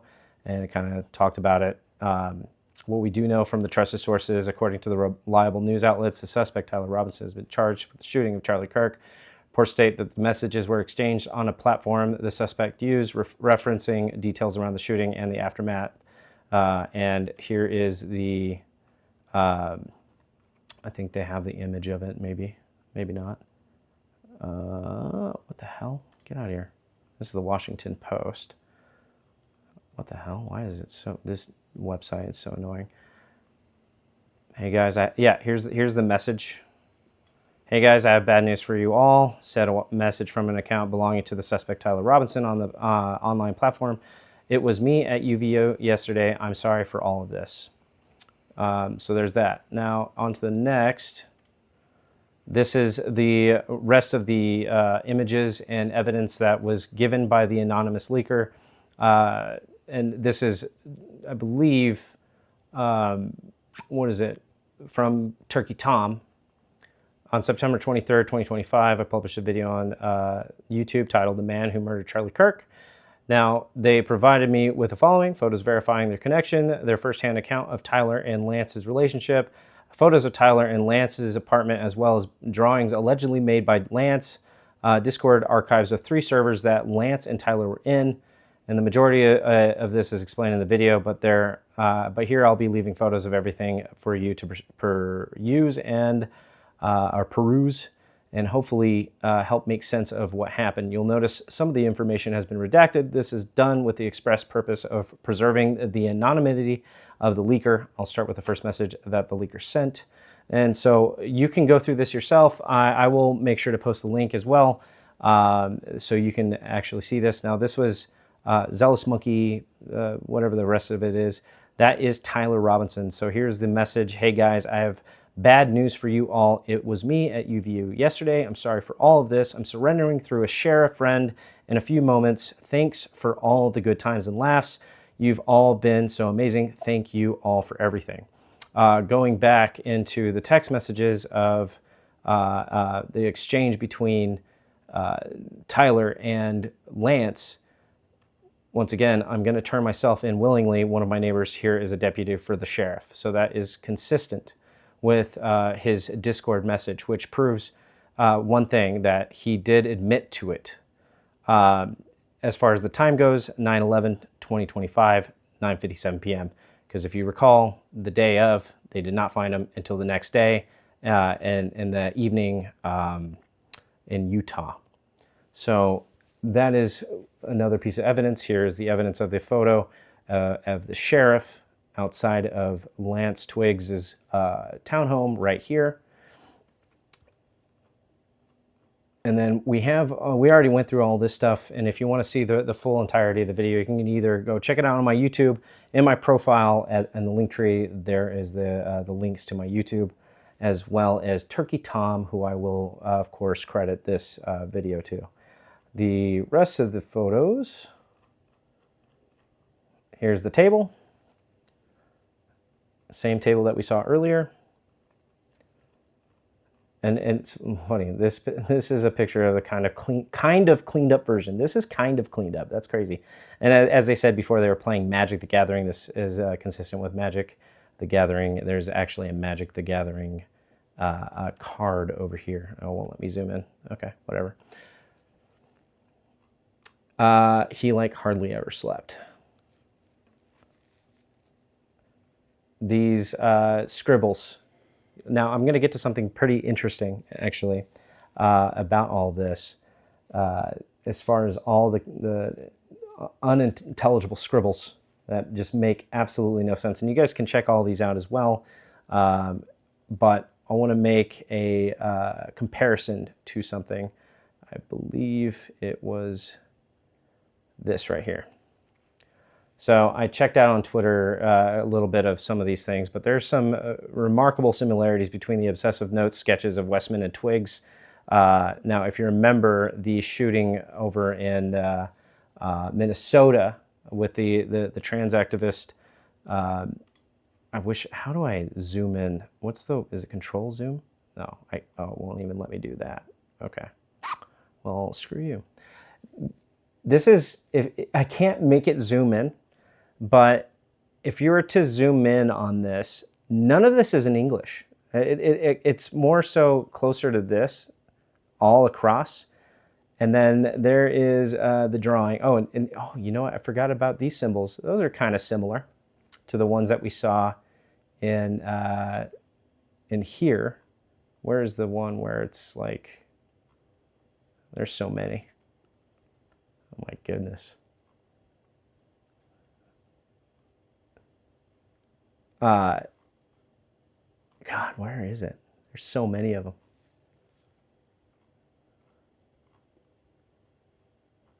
Obviously, some of these are not even relevant. What the hell is this? Stop searching for eels. Eel cells. Dubert. That's probably on the other side. Rocket League? Okay. Rocket League Evil. Wait, is that Thai? Okay. Wait. Oh, here we got the Omega. There's so many of these photos.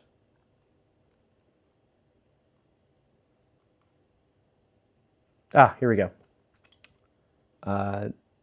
Is there any way to, no, you can't zoom in whatsoever. Okay. This is actually more zoomed in, which is funny. So as you can see, these kind of symbols here, it kind of gives me the remnants of some of these in a way. It just looks kind of similar, kind of similar here with all these putting together, which I find interesting. One thing that, I mean, me as a religious person, I'm looking at this as this person is looking into the mirror, seeing what appears to be some type of demonic entity staring back at him. I mean, some people would say, oh, demon possession, which honestly, as a religious person, I wouldn't be surprised. The picture that is emerging is that Twiggs sexually groomed Tyler Robinson, who may have been a virgin when he moved in, using substances and frequent sexual domination submission. What's unclear is at what point Charlie became their fixation and who initiated violent ideation. So that's a very questionable of what really happened, and we won't know until January 16th and January 26th. Continuing on, obviously there's a mountain of these images. It just goes on and on of the state of mind. This is not a state of mind of somebody who has a clear head and is mentally well. This individual clearly has a serious mental health issue, which the stuff looks bad, but it's even worse when you saw his face when he was doodling this shit, combined with The giggling and how vigorously he'd scribble it was very scary. What kind of movies have you seen where there's just like more so it's always been a child in the horror movies where they're just like scribbling like vigorously, going crazy, and then turns out that this kid was like possessed by a demon. Wasn't it like The Conjuring and like Sinister or Insidious? It was Insidious, yeah. Yeah, that's right. It was just scribbling like crazy. Yeah. So it's Lisa just signed on larger screen. Oh, hey, Lisa. So if feet, I see feet. Seeing all this is absolutely insane. Oh, and here's the photo. There's the condom. I'm gonna make it, dude. Clean your freaking feet, bro. That was the censored photo. I'm gonna make sure to censor that in the YouTube video once I'm done doing some of my editing. So clearly, this is not the actions of a Republican conservative person who is in a defense of liberty for the nation. These are very extreme left, in my opinion. Okay. And this one made me laugh a little bit. Now I can call you a libtard. Back in 2020, obviously back in 2020, these people were, I think during this time, they're like 18 years old.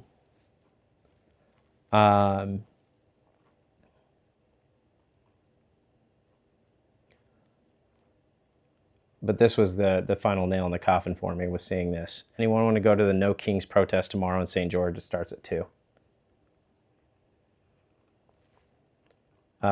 Very ill. This one is Tyler. This is his other alias in Discord. And that's it. So I'll make sure to post that one in the description as well. And of course, this was another news outlet discussing how these messages were exchanged on Discord with friends. This one is Discord confirmed that the account in post-shooting confessions to 36 people, but denied planning, promoting violence. That's the cover-up fire. Owens mixed Discord text. Minor Wheeler strawmanned the whole theory anyways. Now, this is one thing that I thought was interesting. I think it was this one anyways. Was it this one? Need a new Tyler Robinson for Discord, Spotify. Now Elon himself. Upon searching videos of Utah Valleys, depict figure matching Tyler Robinson playing a rooftop immediately after September. That's from Grok. What happened to the... Oh, here it is. Reports from sources like TMZ indicate Discord confirmed messages from an account linked to Robinson, but denied the platform was used to plan or hide evidence of the Charlie Kirk shooting. Conflicting media claims exist, but official Discord communications focus on non-involvement in the crime's orchestration, not denying his presence entirely.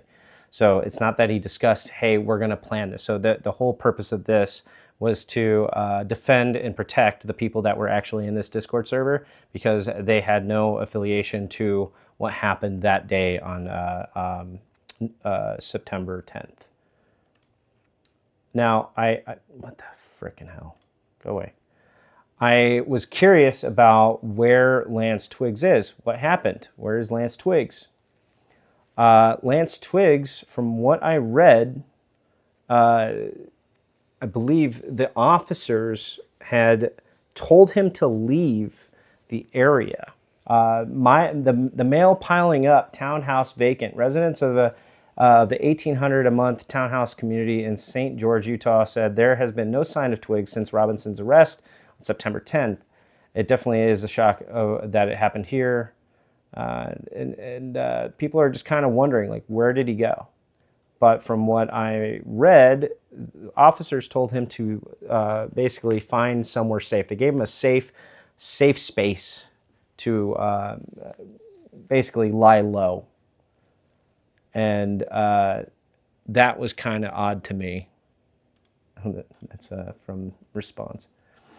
I think that even with all this being said, Lance Twiggs should be also interrogated and interviewed about all of this to help broaden the story a bit more.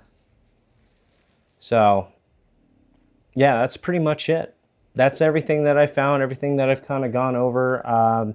In my opinion, I firmly believe, and in a way, I was even telling Bob, I was like, there's a sense of me, a small piece, that kind of feels somewhat sorry for Tyler, in a way, that he had been indoctrinated and groomed in this sense. I can tell you that in my past, I had a very dark past. There's been cases that I've even experienced similar things in my way of just kind of like, hey, it's okay, it's okay. And then it wasn't okay. A lot of things ended up really screwing things up in my life. And I had a big setback and I had to fix things.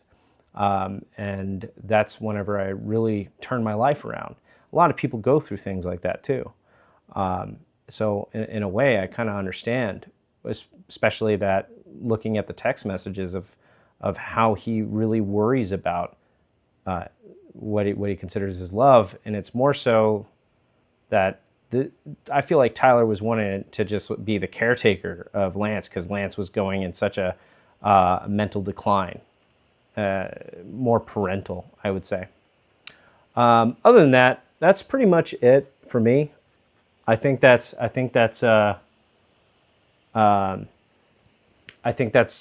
where I'm standing with it. I'll be doing a normal live, going over a little bit more of the political stuff. I'm going to do some more research and stuff like that for the later live, and I'll be putting this on YouTube. So other than that, please, if you like the video, hit that like button, subscribe, hit the notification bell. It really helps out the channel a lot. And if you are following me on TikTok, then please go over there too as well, Domino2810. And other than that, be genuine, be real, be you, and check out the store, dominoeffectapparel.com. All right, guys, I'll see you in the next one.